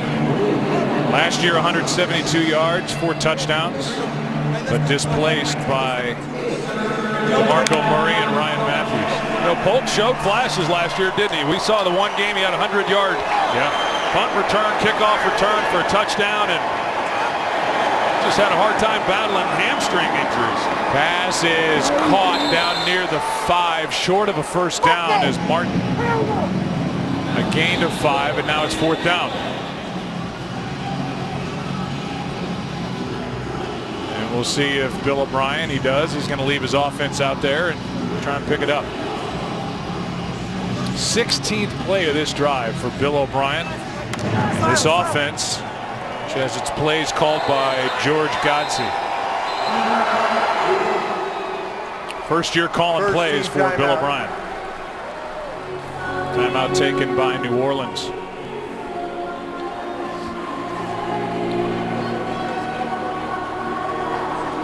And so Mallett will come to the sideline and talk about it, and we will do the same up here in the broadcast booth. As we welcome you inside, I'm Joe Buck along with the Hall of Famer Troy Aikman, and there's a lot there for the Houston Texans. I've been impressed. You like the head coach and all the way down the coaching staff in this team. So much on Hoyer. I thought Hoyer looked good here in the early going. Yeah, I did too, and I think the way he played tonight is really the way he's going to have to play during the season. And as I said, I think the real question is, you know, will they be able to run the ball as much as they were able to last year? A big part of that is certainly their defense, and I think they're solid again, and they'll even be better, I think, in that area. And if they can keep the scores down and play the style that they want to, you know, Hoyer is a guy who's been able to win some games in this league, and I think that can continue with a better supporting cast certainly than he's had when he's been the starter in other places. And then on the other side, we saw Drew Brees, and he's been so good in this preseason. You know, once you get into your mid-30s, I don't care what the position is, and maybe this is only true in professional sports, but they start saying, are you too old? And they were laughing at Drew Brees when he just mentioned, oh, I might want to play till I'm 45. He went back and worked on fundamentals, and he was really zipping it around here early, and that first-string offense looked good. They talked about how good he feels, and, you know, knowing that last year in camp he had that slight tear in his oblique, and he missed 2 weeks of training camp as a result, and it never did quite feel right during the year, and he had the shoulder injury, and then from that he started making concessions in his fundamentals, and then he had a rotator cuff that started acting up, and so he is healthy right now, and Sean Payton wants that to continue, and that's why, you know, he went out and he had his series, did a nice job, moved the football team, and Sean said, Drew Brees he's ready for the 2015 season. I don't need to see any more out of him. That's probably it for the preseason. We'll see him next at Arizona. First Sunday of the regular season. Fourth down here. Mallett, end zone, touchdown. Jalen Strong. For a guy who has slid, at least did in this past draft, he is on the rise here as the camp has gone on for the Houston Texans. That's just an excellent job of finishing off this drive, and Jalen Strong is going to run the in route. Ryan Mallett hangs in there, and he just gets it over the head there of Jerry Franklin. But an excellent job by Houston of finishing off the drive, coming away with the touchdown, and for Ryan Mallett. Mallett impressive after losing out in that battle for the starting spot, which has been given to Brian Hoyer. Earned by Brian Hoyer. 16-play drive covering 80 yards, the lead. Its biggest, 14 points. Touchdown conversion on fourth down. Jalen Strong, number 11, the rookie. The Texans will kick it to the Saints. Saunders waiting for it. Good drive. Engineered by Ryan Mallett. Another year backing up from Mallett, at least at the start. Saunders from inside the end zone. Good moves. And Bullock, the kicker, is the one that slowed him down. 50-yard return by Saunders. And Jalen, little number 11, wiggling through there. Good field position for the Saints, down 14. Cholesterol's low. Come here. It'll go up. Starting at their own 46 are the Saints, down by 14. And here is the young man, the rookie, Garrett Grayson. That quarterback. Going to be fun to watch him. Handoff for 10 yards to Marcus Murphy. And while all the conversation in this past draft was about the top two quarterbacks, Jameis Winston and Marcus Mariota, the third quarterback selected is number 18 for the Saints, Garrett Grayson out of Colorado State, and Sean Payton really liked him coming out. Yeah, he sure did, and he likes what he's seen of him in camp. It's hard, of course, when you're playing as a rookie behind two veteran guys. Looked like he had his arm hit as he was letting that ball go. Morgan, the intended target, incomplete. You know, he's trying to learn a new offense with Sean Payton. It's not the easiest offense when you've got veteran guys who have been in it a long time, and sure enough, the pressure there in his face. But trying to maximize the reps that he gets, and there's quite a battle in there at the third quarterback position between he and Ryan Griffin. Where Griffin, a third-year guy, but Garrett Grayson's done some nice things. Handoff and a nice carry again by Marcus Murphy. 5-yard pickup, third down and 5 coming up. Of course, when you spend a third-round pick on your quarterback, he's going to be around. So I know they like all of the guys that they have, and Grayson was a 2-year starter at Colorado State. He developed some bad habits himself. He was having some shoulder issues, and so he's tried to tighten up his throwing motion a little bit since joining the New Orleans Saints. Third down, pass is in a good spot but broken up. Morgan, the intended target. And it was Quentin Demps, who was recently added during camp, along with Daryl Morris, combining for the coverage. Good play, and it's fourth down. The offense stays out there. Well, it looked like Grayson, he put that in an awfully good spot that, Morgan's got to be able to make a play on that one. You can't ask for much of a better throw. You're going to get hit, but he put it out there nicely. Josh Morgan's been around trying to make this team as a veteran, most recently with the Bears. Play action, and pass is caught on fourth down, but a good play. Morgan made the catch, but the play was made by Daryl Morris, and the defense for the Texans holds on fourth down. Houston will take over as they lead by 14.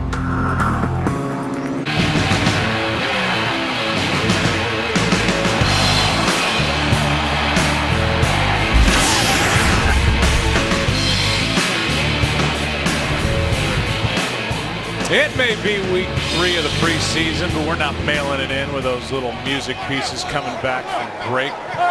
Victor Gonzalez. TV is TV to him. Forget preseason. First down starting at the 41, and it's Tom Savage at quarterback. And it's Tom Savage being sacked by Tyler Davison. Down to the field, here's Aaron Andrews. Joined by J.J. Watt right now, who hasn't seen any action in the preseason, but you just broke it down for me. Over the last 4 years, you've played a total of 20 snaps. It's not a decision you're in love with, but you understand it. How bored are you, or how crazy are you over here on these sidelines? Yeah, I understand it's best for the team. So whatever's good for the team is good for me. So it's good. It's a chance for me to watch these young guys and to help some of the young guys out. I like watching them and giving them some insight on what I see in their game. We have been discussing this whole game, Hard Knocks, and I've enjoyed your conversations with Will Fork about brunch, some funny jokes, but what has he brought to Houston that was missing before? We talk about food a lot. Yeah. There's a lot of food conversations, but he's a guy who comes there and he knows what he's supposed to do, and he does his job very well every day. He's a consummate professional, and he's extremely good at playing nose guard. And for a defensive end, there's nothing you like better than having a good nose guard. What about Romeo Cornell, year 2 here? What about him? What has he brought? I think year 2 has brought a much better understanding of the defense from us, because now we're not just learning an entire new defense, we're actually getting into the intricacies of what he's trying to get us to do, and it's been awesome. We talked about this on our conference call with you. You said you're humble, you're motivated by the NFL players voting you number 1 in their top 100. What kind of pressure does that put on you when you finally get out there and get to play? Nobody in the world puts more pressure on me than I put on myself. So, like I said, it is extremely humbling and also extremely motivating. But whatever I can do to go out there every Sunday and help my team win, I love this game and I love playing. So I just want to get back out there, and I can't wait for the first real game. Well, now you have Jennifer Aniston watching, so you better not disappoint, JJ. I know. Well, she got married a couple weeks ago, so I'm heartbroken and I'm moving on, but I understand. And we'll discuss that later. All right, thanks so much. Very much, appreciate it. All right, Joe. All right, thank you very much. Will Johnson is the one who hit that punt into the end zone. She's gone. She's gone. Let it go, Aniston. Goodbye. Married. Forget it. Monday night game. That moment in time for this city, this team, and this man, Steve Gleason. In his letter to the city, and he's a great writer in his battle with ALS. He said, when I blocked that punt on that Monday night with the world watching, I was buoyed by a stadium in a city full of preposterous, harebrained, unyielding, and passionate idealists. We call them Hoodats. And the statue here at the Dome, capturing that moment in time. Here's Grayson, has his man, and the catch made by Morgan. And a good throw by Garrett Grayson. Josh Morgan made the catch. Ballantyne on the tackle, good for 26. An excellent job off of play action. They solidify the protection up front. It allows Garrett Grayson to hang in the pocket and deliver a really nice throw to Morgan and a big completion. One guy we haven't talked about is C.J. Spiller, who's been added to this roster. He is coming back from arthroscopic knee surgery earlier this month. Left side now here, carried by Edwin Baker. And Baker is out to midfield. This season, you can stream live local Sunday afternoon games right on your smartphone with NFL Mobile. But Spiller gives them that element that Sean Payton has always seemed to want, whether it was Reggie Bush or others, Darren Sproles, even Pierre Thomas to some degree. He'll be a nice addition when he's healthy. Well, Sean Payton's a former quarterback, and he understands what those guys mean to an offense and the matchups and the problems that they create within them. You know, Reggie Bush did that. Darren Sproles certainly did. Drew Brees really missed him, and now they've got a guy in C.J. Spiller who's capable of doing some of those things. A little different guy, though, Joe, than Darren Sproles is. Immediately you want to start trying to compare those two, but you know, C.J. Spiller is not the receiver that Darren Sproles was in terms of splitting them out and doing that. Darren Sproles could be a Pro Bowl wide receiver, you know, when you talk to all these different coaches. C.J. Spiller will be a little differently, but you get the ball in his hands in space, he's every bit as dynamic. Pro Bowler from 2012, his yards per carry went down in his time at Buffalo. Last year down to 3.85 yards per carry. He was at 5 3/4 yards per carry early. Here on third down, pass is caught, but a yard shy of a first down is Joseph Morgan. We'll see if the offense stays out there here on fourth down, and for the moment it will. And they will go for it on fourth down, see what the kid Garrett Grayson can do. Yeah, I think Sean is, I would expect a running play here and see if that offensive line can come off and beat somebody. A toss, running left is Baker. He's got it. He's got the sideline and he's got the touchdown on fourth down. The first of the day for the Saints into the end zone is Edwin Baker.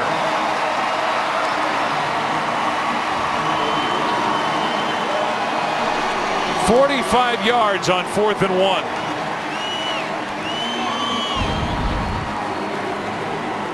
Just an excellent job up front by this offensive line. 4th and 1. I think everybody's expecting it inside. Sean Payton throws him a curveball. They pitch it wide. Just an excellent job. And got offensive line, and they're racing in the end zone. Bryce Harris out there on the edge making a play, a fourth-year player out of Fresno State. He's been involved here over the years, a free agent back in 2012, and Baker wasn't touched. Now it's Hopkins' turn. And a good showing today for Zach Hocker. They like both their guys. They're young kickers. Neither one of them have really stepped in front and taken that competition at the place kicking position by the neck and claimed it. What's going on in the DC area with the Redskins and the quarterback situation? Pretty bizarre, huh? Somebody compared the Redskins to the Kardashians, you know, saying they're the Kardashians of the NFL. I don't think that's fair. I don't think the Kardashians are nearly as dysfunctional. Yeah. You know, I don't know what's going on there. Kirk Cousins looked pretty good last night. Robert Griffin has struggled. Of course, now he's got the concussion. He's been ruled out for week 1, and it looks like Cousins is going to be given the opportunity to lead this football team once again, and he had that chance last year. He played well in the game that we had, Joe, against Philadelphia, and then he struggled, and RG3 got the job back. But it's been really interesting to see what's been happening there with his career. And you know, I think for him, the best thing that can happen is for him to go somewhere else. If he's going to have any chance to resurrect his career, I do not believe personally that it can happen in Washington. I think too much has happened. Too much is going on within that locker room with the coaching staff. And I think the best thing for RG3 would be to be shipped out and maybe take a little time, and then when he gets his chance, try to make the best of it somewhere else. Hopkins hooks it, but it stays in bounds and down in the end zone by Quentin Demps. Your NFL Sunday just got bigger with Colin Cowherd, Carissa Thompson, and the all-new Fox NFL kickoff. Then at noon, join Terry Howie and the gang. America's #1 pregame show. Kurt hosts Fox NFL Sunday. All begins Sunday, September 13th at 11 a.m. Eastern, only on Fox. And our group will have the pleasure of being at Soldier Field for week 1 with the Green Bay Packers and the Chicago Bears. The Packers got, I guess, good news with an injury to Randall Cobb, and it's not as serious as it could have been. But they're already, Troy, without Jordy Nelson. There's going to be a lot on Devontae Adams out on the edge for the Green Bay Packers if they're going to do what we expect them to do this year. Yeah, and you know, it's a little bit like here in New Orleans. You get a great quarterback, you got Drew Brees, and you lose some key guys, but yet he keeps going along. And in Green Bay, we've seen that over the years with Brett Favre. Guys come and go, and yet the offensive productivity is still really strong. And Aaron Rodgers is a great player. We all know that. But you know, how many guys can you lose before something really affects your production? Jordy Nelson is a huge blow to that team. And I mean, as good as everyone knows he is, Joe, I still don't know that he's as appreciated as what he probably should be. I mean, he can go deep, he can go intermediate, he's a possession guy, he's a big play threat. He does it all. Well, Detroit was right there. They got into the postseason last year. And then Minnesota, kind of a popular pick to jump up and make some noise here in 2015. I like Minnesota a whole lot more now that they got Adrian Peterson playing again. 3rd and 3.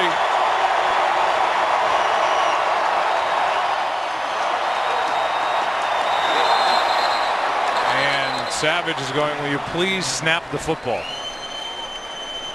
It's either going to be delay a game or false start. Defense, neutral zone infraction, number 55. Wow. 5-yard penalty, and the result of the penalty is a first down. They get Davis Tull, and that is just a gift. There's Tull, who's been coming back from a torn labrum. He's second in, and the play clock was going to wind down all the way, or Tom Savage was going to be guilty of a false start, and Tull comes across and not only gets the offside, but hands him a first down. Tull can't believe it. Are you kidding me? There's 2 guys that moved on the offensive line. Tull was a defensive end in college. He's making the adjustment to a stand-up linebacker. He's got enough things to worry about. That's Greg Mance at center. They like him a lot. A rookie from Toledo, made 47 straight starts. And it was Mance who couldn't hear Tom Savage, wasn't snapping the football, but he's in there for this drive, and that will probably be it for the 3rd quarter. It will. The drive will continue in quarter number 4. It's a 7-point game. The Texans with the football and the lead. You know, every Southern Valley, Mississippi Queen, down to the Mississippi, down in New Orleans. I said, hey, yeah. There's Vince Wilfork. I would say they have added a presence in the middle of this defensive line. Well, what do they list him as? They have him at 325. Okay. Well, if you're going to play 3-4, you better have a big nose tackle, and Vince Wilfork has had a great career. He's such a good addition to this defense, and he hasn't played in the preseason either. Flag flies. Pass is bobbled and dropped. Keyshawn Martin. And we learned from Hard Knocks watching him that he's, of course I knew it following the New England Patriots all these years, very athletic for such a big guy, but he's a heck of a basketball player too. They did a whole feature on that, and a good assist guy, point guard out there. He was making it happen. Illegal formation offense. Tight end was covered up by the wide receiver. 5-yard penalty, still first down. And we heard Aaron Andrews talking to J.J. Watt about Vince Wilfork and what he'll mean to this defense. And J.J. Watt's going to draw a lot of attention no matter who's playing alongside of him. But Vince Wilfork is going to get a push in the middle. He's primarily a 1st and 2nd down guy, but I've seen him in there on some 3rd downs, and he'll move the pocket a little bit. I think we have an issue here with what down it is. You heard Pete Morelli say still 1st down. The box down there says 2nd down. And now Morelli is over there to talk with Sean Payton. It was an illegal formation. The play was 2nd down and 9, so forget 1st down entirely. It's not 1st down. Is it 2nd or 3rd? That's the question. And the answer is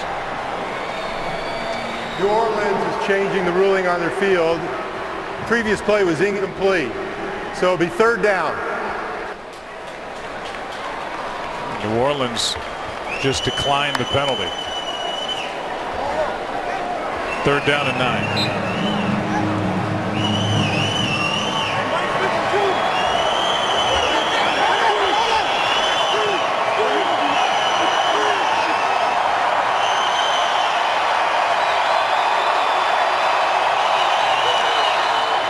Now false start. They can't figure out when to snap it.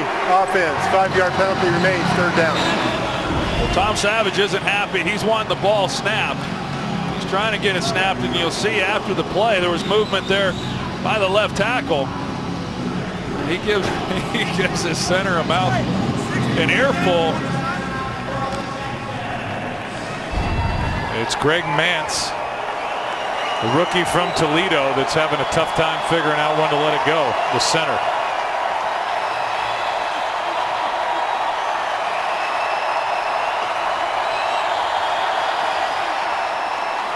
Savage steps into it, throws, and somehow it's caught for a first down. The pass was behind Kari Lee, but he made a nice catch for 17 yards. Well, he sure did. There was traffic there in the middle, and yet Savage was able to thread the needle and put it on him. It's a good catch there, as you see. It's behind him. He had to throw it behind him because of the coverage. If he put it where he would make it easier for him, it's probably intercepted. A good grab. Here's a handoff to Kenny Hilliard. Jerry Franklin on the stop, a gain of 7.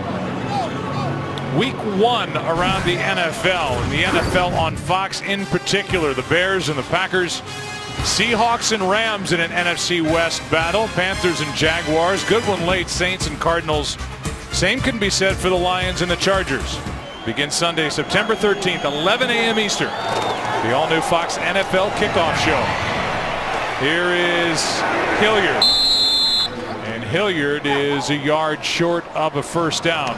3rd and 1 coming up. You know, that Saints-Cardinals game that you talk about week 1, that is really a good opener for these two teams. A Saints team that fully expects to be back in the hunt, much improved, and a Cardinals team that made it into the postseason and had to rely then on their 3rd quarterback. And visited with Carson Palmer earlier in the offseason. He was very pleased with his progress, and then all reports out of Arizona is he's having one heck of a camp, and good for him. Good for him, and hopefully that knee holds up and he's able to get through the year. No telling what that team would have done a year ago. Savage keeps it. We'll see if they give him enough for a first down, and they will. So the drive continues. If the name Hilliard sounds familiar, remember Dalton Hilliard? He played here with the Saints. Real good player. 53 total touchdowns, 39 on the ground, 14 receiving, was a Pro Bowler. And he is the uncle of Kenny Hilliard, who is now a Houston Texan and trying to open some eyes here in the dome where his uncle once played. Here is Kenny again, good for 2. You know, Kenny's cousin is Ike Hilliard, who was the former 1st-round pick of the New York Giants and had a nice career. So pretty good pedigree for Kenny Hilliard. I watched Dalton Hilliard. My first start was here in New Orleans in 1989, and they got after us pretty good. Dalton was a good player for those Saints teams. There were a lot of teams that got after you guys pretty good that first year, but it turned around. 15 of them did, to be exact. 2nd and 8.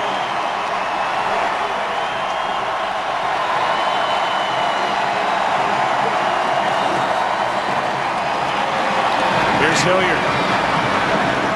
The catch, the spin, and about 1.5 yards, just a little bit over 1 yard short of a first down. Went around Coley. Whether it's been Hoyer or Mallett or now Savage, Texans have shown the ability to extend drives, and they have run 61 plays to 48 by the Saints.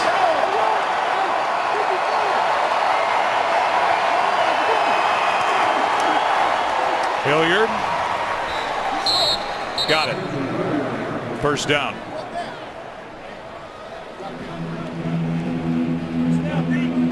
Under 11 to go here in the 4th quarter.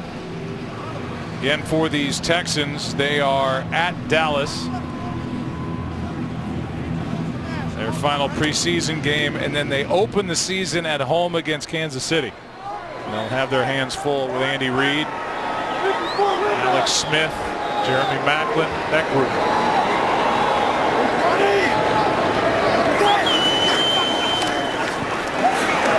Here's one floated downfield and broken up. Wachiku, but a flag is thrown. It was Kenny Phillips who's in a battle for a safety spot on this Saints team down there in coverage.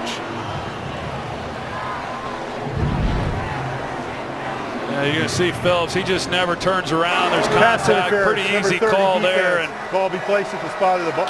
Foul, automatic first down. Kenny Phillips is one of those safeties that's in a real heated competition to make this football team and trying to come back off of a significant knee injury that's cost him the last 2 years. He's been out of football and being given an opportunity here in New Orleans, but that was just not a good play on the ball at all. 29-yard penalty. He is almost in a head-to-head battle with Pierre Warren, a second-year pro out of Jacksonville State.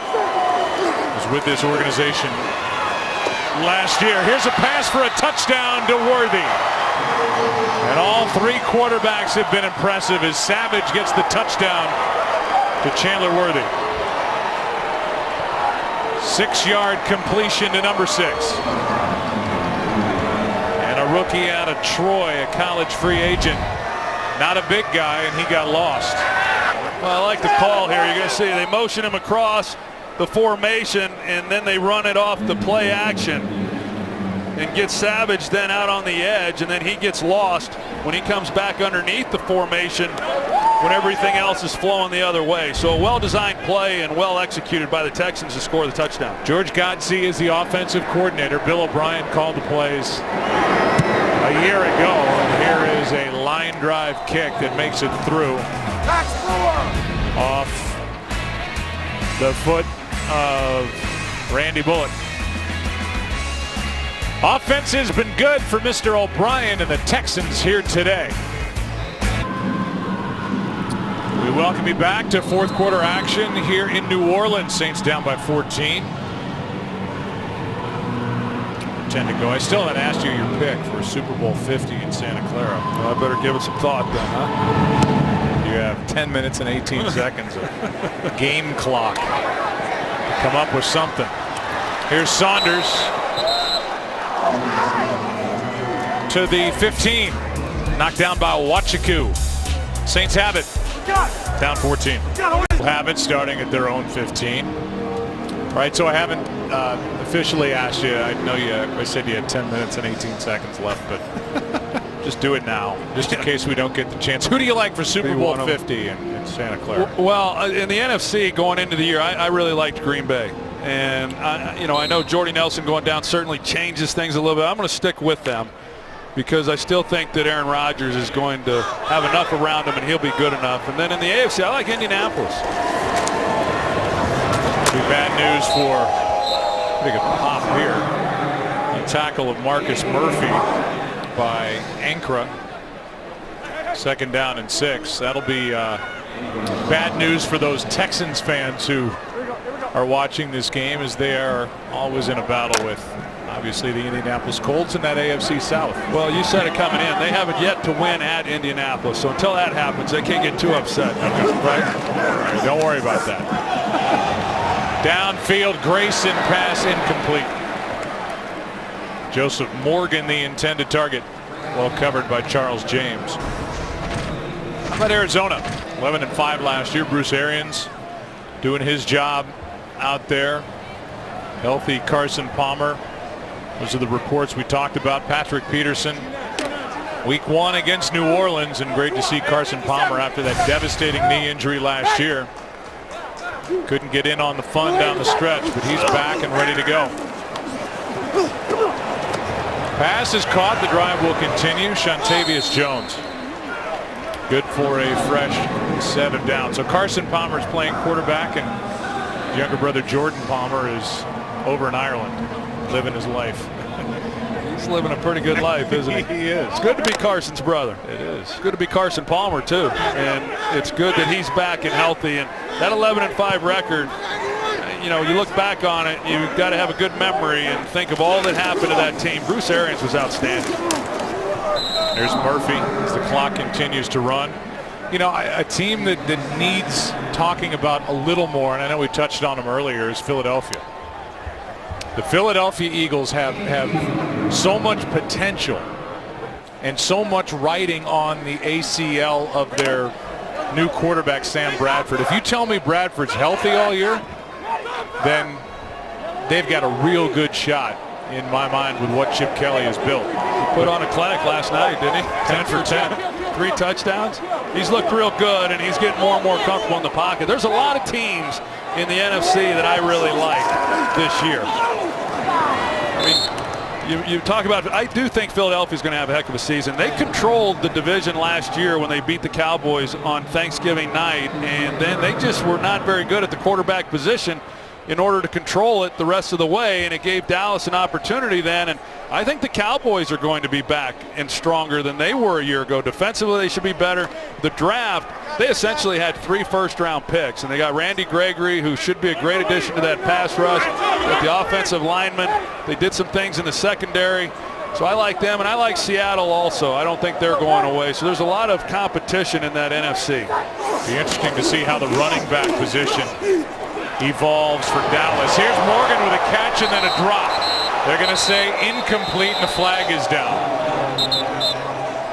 Morgan had it for a moment, lost it after he got hit, but a flag was thrown before Holding. Number 31 defense, 5-yard penalty. Result of the penalty, first down.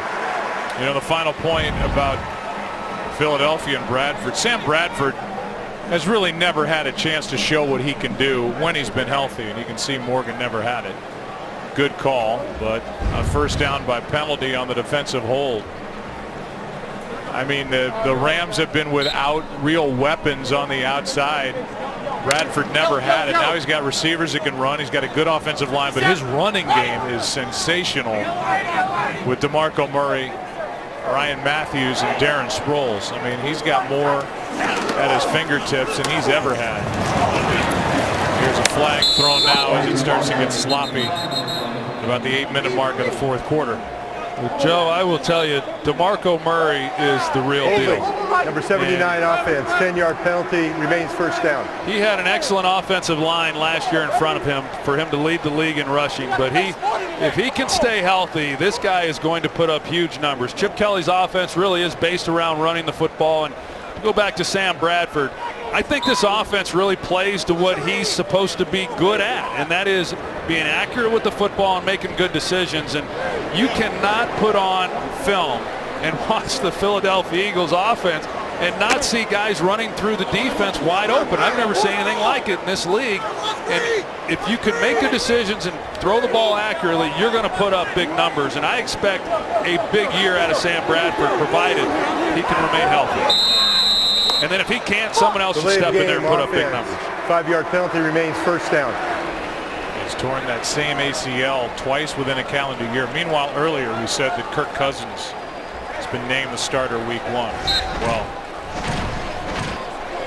you know, we're getting toward election season. We were projecting. We like to project here. We're guessing.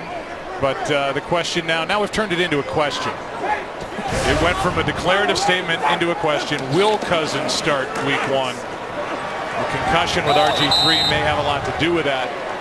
But if it's not him and he's not healthy, I mean, Cousins would seem to be the obvious choice. But that position right now doesn't appear any better than it was a year ago for the Redskins and Jay Gruden. Let's just assume he's healthy. I mean, who's won the job? I mean, who's looked the best when they've played? I mean, I haven't seen anything at that offense with RG3 at quarterback that would suggest that he should be the starter, whether healthy or not, week 1. And what the reason for that is, I don't know. But it hasn't looked good this preseason. It hadn't looked good last year. It hadn't looked good in a long time for him. Now 2nd and 25. Underneath, they complete it to Murphy. Tackle is made down there by Charles James. Let's go down to the field, and Aaron Andrews with Brian Hoyer. Hey, Joe, here with Brian Hoyer, and I don't know if you had a chance to talk to your coach, but I did. He was very happy with the rhythm, thought you moved the ball well. How would you evaluate your performance in the first half there? Yeah, it was good to come out and start fast. We always preach that. You know, Coach O'Brien, whether it's a start of a practice game, whatever, he always wants us to start fast. So to come out, go right down and score, it was a good sign. We saw on Hard Knocks Coach announce you would be the #1 guy. At that point, what did you go and focus on right away? Yeah, it was good to know which direction we were going in.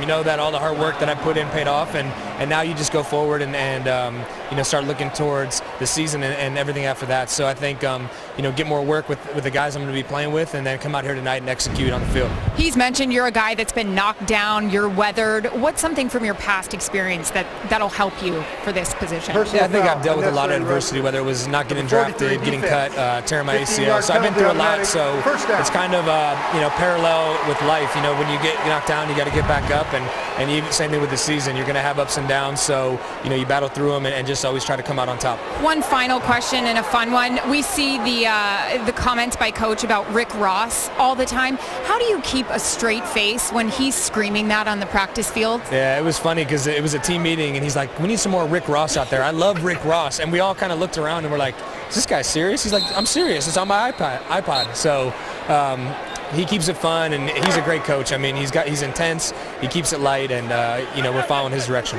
Dead serious all the time. The stare doesn't change at all. Thanks so much, Joe. Aaron, thank you. Thanks to Brian. Meanwhile, there was a brutal penalty call as this pass is dropped off to Murphy. You can see why they like him. He's inside the 15-yard line. They called a personal foul on a hit by Corey Moore when he was going for an interception on a ball that was thrown to Lance Lewis moments ago, and they called a personal foul for that hit to a defenseless player. Meanwhile, this is the 41-yarder to Murphy that sets up the Saints, but here's the penalty call. I mean, Mike Pereira, that's a terrible call, Joe. I have to kind of go along with you on that one. That's for sure. There was no leading with the helmet. Going for the interception. Here's Baker. I actually thought that after the flag was thrown. Holding, number 81 offense. 10-yard penalty, remains first down. That's Orson Charles, the tight end. Go ahead, Troy. I thought that when the flag was thrown, the officials were going to get together and then pick up the flag. And I don't know that you can play it any better for such a young guy. Corey Moore, he comes in and just is trying to actually play the ball. I thought it might be intercepted, and so did he. Brian Cushing couldn't believe it. Fortunately, this is a preseason game, but for Corey Moore, the coaches know. The coaches know that shouldn't have been a penalty, this and that. But that's a young, undrafted kid who's trying to make the team and made a nice play. First down and 20 after the hold.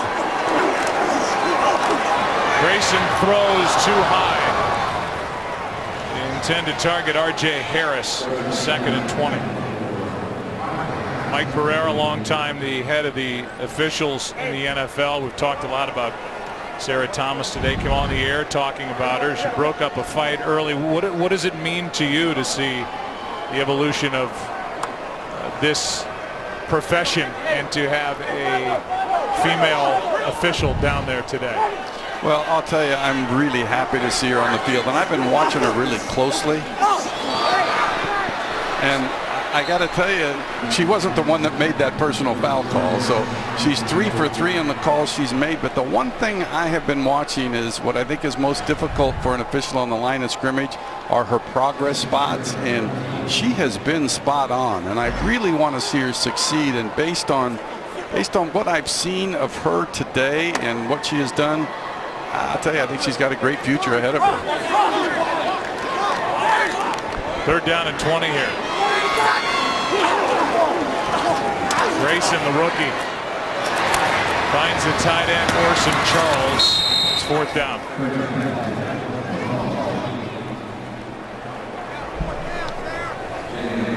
Fourth down with just over 5 minutes to go, and we've seen Sean Payton do this a few times in this game, leave the offense out there. See if they can make a play and make something happen. And now it's on the rookie third-round pick, Garrett Grayson. Yeah, I think especially for Garrett Grayson, being a young guy, and just get him as many throws and looks as they can. Looking right the whole way, and the pass is high. Everybody looking for a flag, and they don't get it. Shontavious Jones, the intended target. Charles James with the coverage. Turning it over on downs to the Saints. Houston has it in charge here in New Orleans. 4.5 to go in this fourth quarter. The Texans and Tom Savage now under center. He's got a touchdown pass in this game. It went to Chandler Worthy moments ago. Handoff is to Kenny Hilliard. A loss of 1. Caleb Ewell's on the stop. 2nd and 11.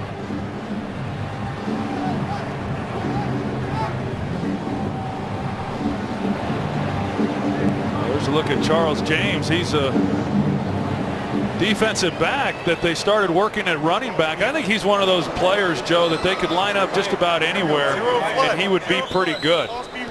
But they started working him just this past week or so at the tailback position. Didn't get a chance to ask Bill O'Brien exactly, why that is, but he looked good from what little I was able to see. He gets it on a toss, running right, and he gets dragged down at the 20. Edebali is there for the stop. James on the carry and good for 4. The Saints and Texans join the NFL in celebrating USA Football Month. I'd like to recognize over 1 million middle and high school athletes nationwide that have registered for Heads Up Football. Visit playfootball.com to learn more. 3rd down and 7 now. Well, any head coach, name a sport, is looking for roster versatility. And James may give them one of those swing players. 3rd and 7. Savage buying time and now throws for the first down. Penalty flag comes in at the end, but a nice catch by Damaris Johnson. Pretty impressive, Joe, by Savage. No doubt. I mean, he's under pressure in the pocket and he's able to step up and avoid the rush and Holding. then move to his Number left. 20 defense. Penalty will be declined. Result of the play is a first down. Threw the ball accurately there. You're going to take a look at it as he's moving to his left. He's not able to really get his shoulder square to the line of scrimmage. Makes for a difficult throw with decent coverage, but he pulls him back towards the line of scrimmage and a good completion. Savage was a 4th round pick last year out of Pitt. Big guy, 6'4", 228. 25 years old. He was one of the 4 quarterbacks that the Texans employed last year in a regular season game. James back in at tailback. Another toss to him. I think they have one play for James, and he knows what to do with it. James down the sideline. There's a flag down, but this defensive back for the moment has scored a touchdown. It is a hold against Houston. It's coming back. It's coming back, but a moment of glory for Charles James. So they got Aaron Adams here, their right guard, but just an outstanding job. Other than the hold, a good job up front. Corey Lee makes an excellent block on the kick out, and then Charles James, the guy that likes the colorful socks. I mean, he hits it. He shows you what he's capable of doing. And as I said, he can play defensive back. He was an undrafted player a year ago. He makes the squad. And I think if they were in need of an emergency quarterback, Joe, I think he could even do that. I think he can kind of do it all and be pretty good at it. I'd be surprised if he's not returning again this year and being a part of this team. Out of Charleston Southern, let's go down to Aaron Andrews as that touchdown is taken off the board because of a hold. And the reaction from the Texans sideline, everybody was like, no, no, because as Troy and I have discussed, he's become a huge star on Hard Knocks. Bill O'Brien was going on and on about him to us. You said he was undrafted, Troy. How about this is a guy who couldn't get any scholarship offers to play football. You mentioned Charleston Southern. He walked on. He told me today he's still paying off loans from going to school there.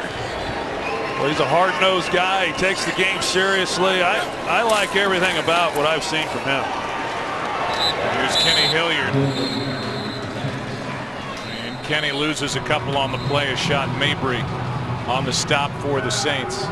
And New Orleans will call a timeout. They want to get their offense back out there and give another look or two to Garrett Grayson. Right now, 2nd and long coming up. Timeout in New Orleans. 2nd down and long for the Texans. Charles James has been holding court down there on the sideline, and I'm sure we'll give Liev Schreiber a chance to voice over something about him on the upcoming episode of Hard Knocks. I think he's one of a number of guys on this team that, have obviously a lot of personality, but I know in visiting with Bill O'Brien, he really likes the makeup of this club. They work hard, and they practice outside most of the time in those hot, humid days in Houston, Texas. Here's Hilliard. Breaking tacklers miss, and an impressive catch and run by Hilliard. They're going to mark him a yard shy of a first down, but some pretty poor tackling by the Saints along the way. 3rd down and 1 now after a gain of 21. Well, you get through this game, Joe, and the first round of cuts take place on Tuesday, I believe it is, and then they turn right around, and those that are still left on the team, they play Thursday night for the most part, and then they're down to the final roster. So a lot of activity in that roster coming up here in the next 10 days. 2-minute warning here in New Orleans for the Houston Texans, who have been impressive. On this, the 10th anniversary of Hurricane Katrina, the city of Houston stepped up and became a refuge for so many displaced from New Orleans and the surrounding areas. 3rd down and 1 became 3rd down and 6. False start, number 68 offense, 5-yard penalty remains. See the Houston Chronicle. And a thank you page that was purchased by members of the city of New Orleans. An estimated 250,000 New Orleans evacuees headed to Houston after Hurricane Katrina. Many stayed at the Astrodome. 3rd down and 6.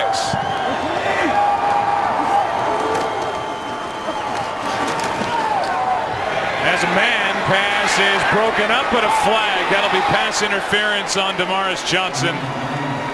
The coverage by Kyle Wilson never got his head around. Another flag. Pass interference, number 24 defense. Automatic first down.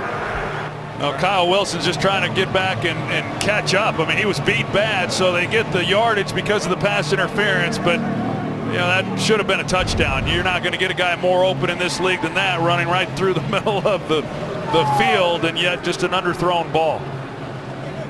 But a first down by penalty nonetheless to the 40. See if Houston just keeps it on the ground and runs this one out. Back in the backfield is our friend Charles James.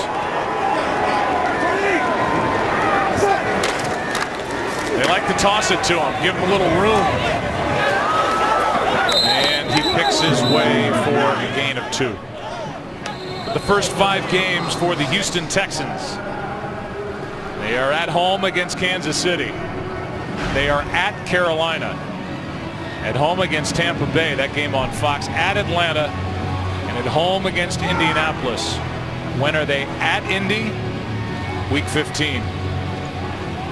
They have never won there, something Bill O'Brien's trying to accomplish in his 2nd year. With a team that won 9 games a year ago, and they just feel like a better team here in 2015. And on the other side, Sean Payton. They're at Arizona, at home against Tampa Bay, at Carolina, at home against Dallas, and then at Philadelphia. And it's hard to believe, with a great home field advantage, Troy, that the Saints have had under Sean Payton.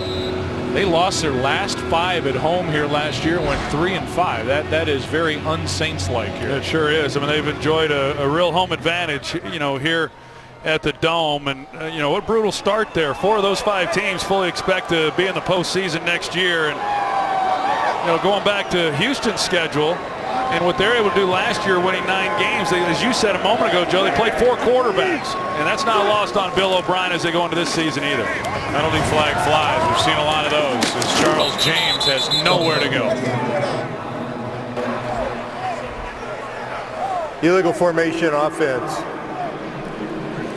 Penalty will be declined. 3rd down. So now 3rd down. This one against Houston. The Saints in this game, and this won't sit well, preseason or not, 148 penalty yards against Sean Payton's team. But the top unit was good when they were in there, led by Drew Brees, and amongst that streak, 5 home losses in a row, was a pounding by the Atlanta Falcons as Atlanta won the season series, swept it last year against the Saints. Well, they started the year last year 0-2, and they lost those 2 games by a combined 5 points. I mean, you got to get off to a good start. When you don't, you start doubting yourself, and so that's going to be important again, and it's going to be hard. opening up against Arizona. So we'll see what the Saints are able to do. Well, not only do we have a primetime schedule that will boast the likes of Rob Lowe, but we've got this week 1, September 13th. Fox NFL kickoff at 11 a.m. Eastern, followed by Fox NFL Sunday at noon Eastern. And then we'll be there with the Bears and the Packers, that game in Chicago. Seahawks and Rams, that game is in St. Louis. Panthers and Jaguars.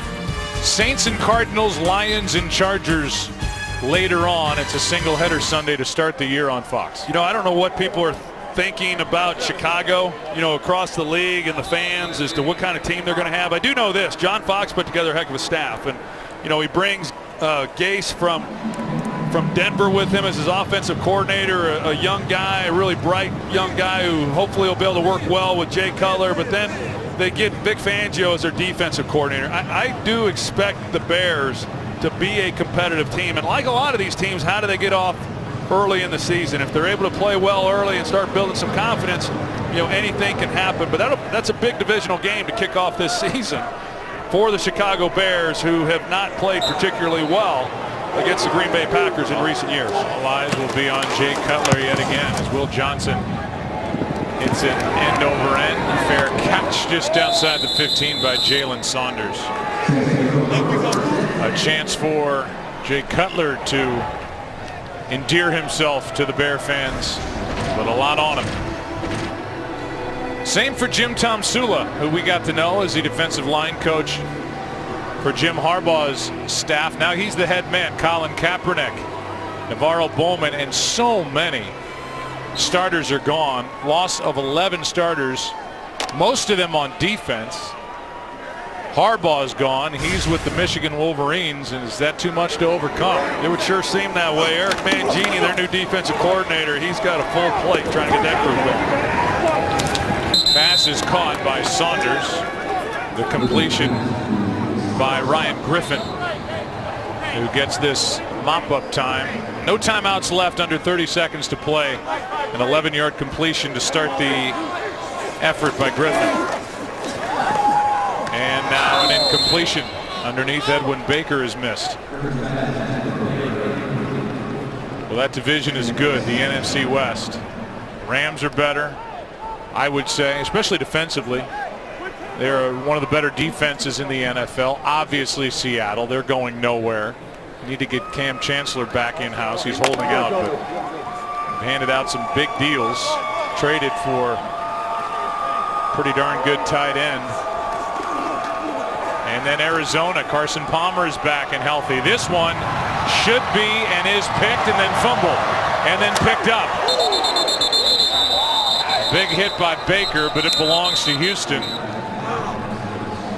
Jamal Roll is the one with the interception on a severely underthrown ball by Ryan Griffin. The interesting thing, Joe, is this time of year, looking at the league and handicapping it as far as who's going to make the postseason, who's not, and we know a handful of teams are going to make it that didn't make it a year ago, and it's hard to look and not expect the teams that were good last season to be good again this year. Take Dallas, for instance. Last year, most people didn't think they'd win 6 games. They go on and they win 12 games. Now all of a sudden they're knocking on the door, and they go into this year believing that they're a Super Bowl contender, and I think that they are. But some of these teams that we talk about that we think are going to be really good, we thought New Orleans was going to be better last year. They didn't make postseason. So, that becomes really the art in trying to figure out who the good teams are going to be.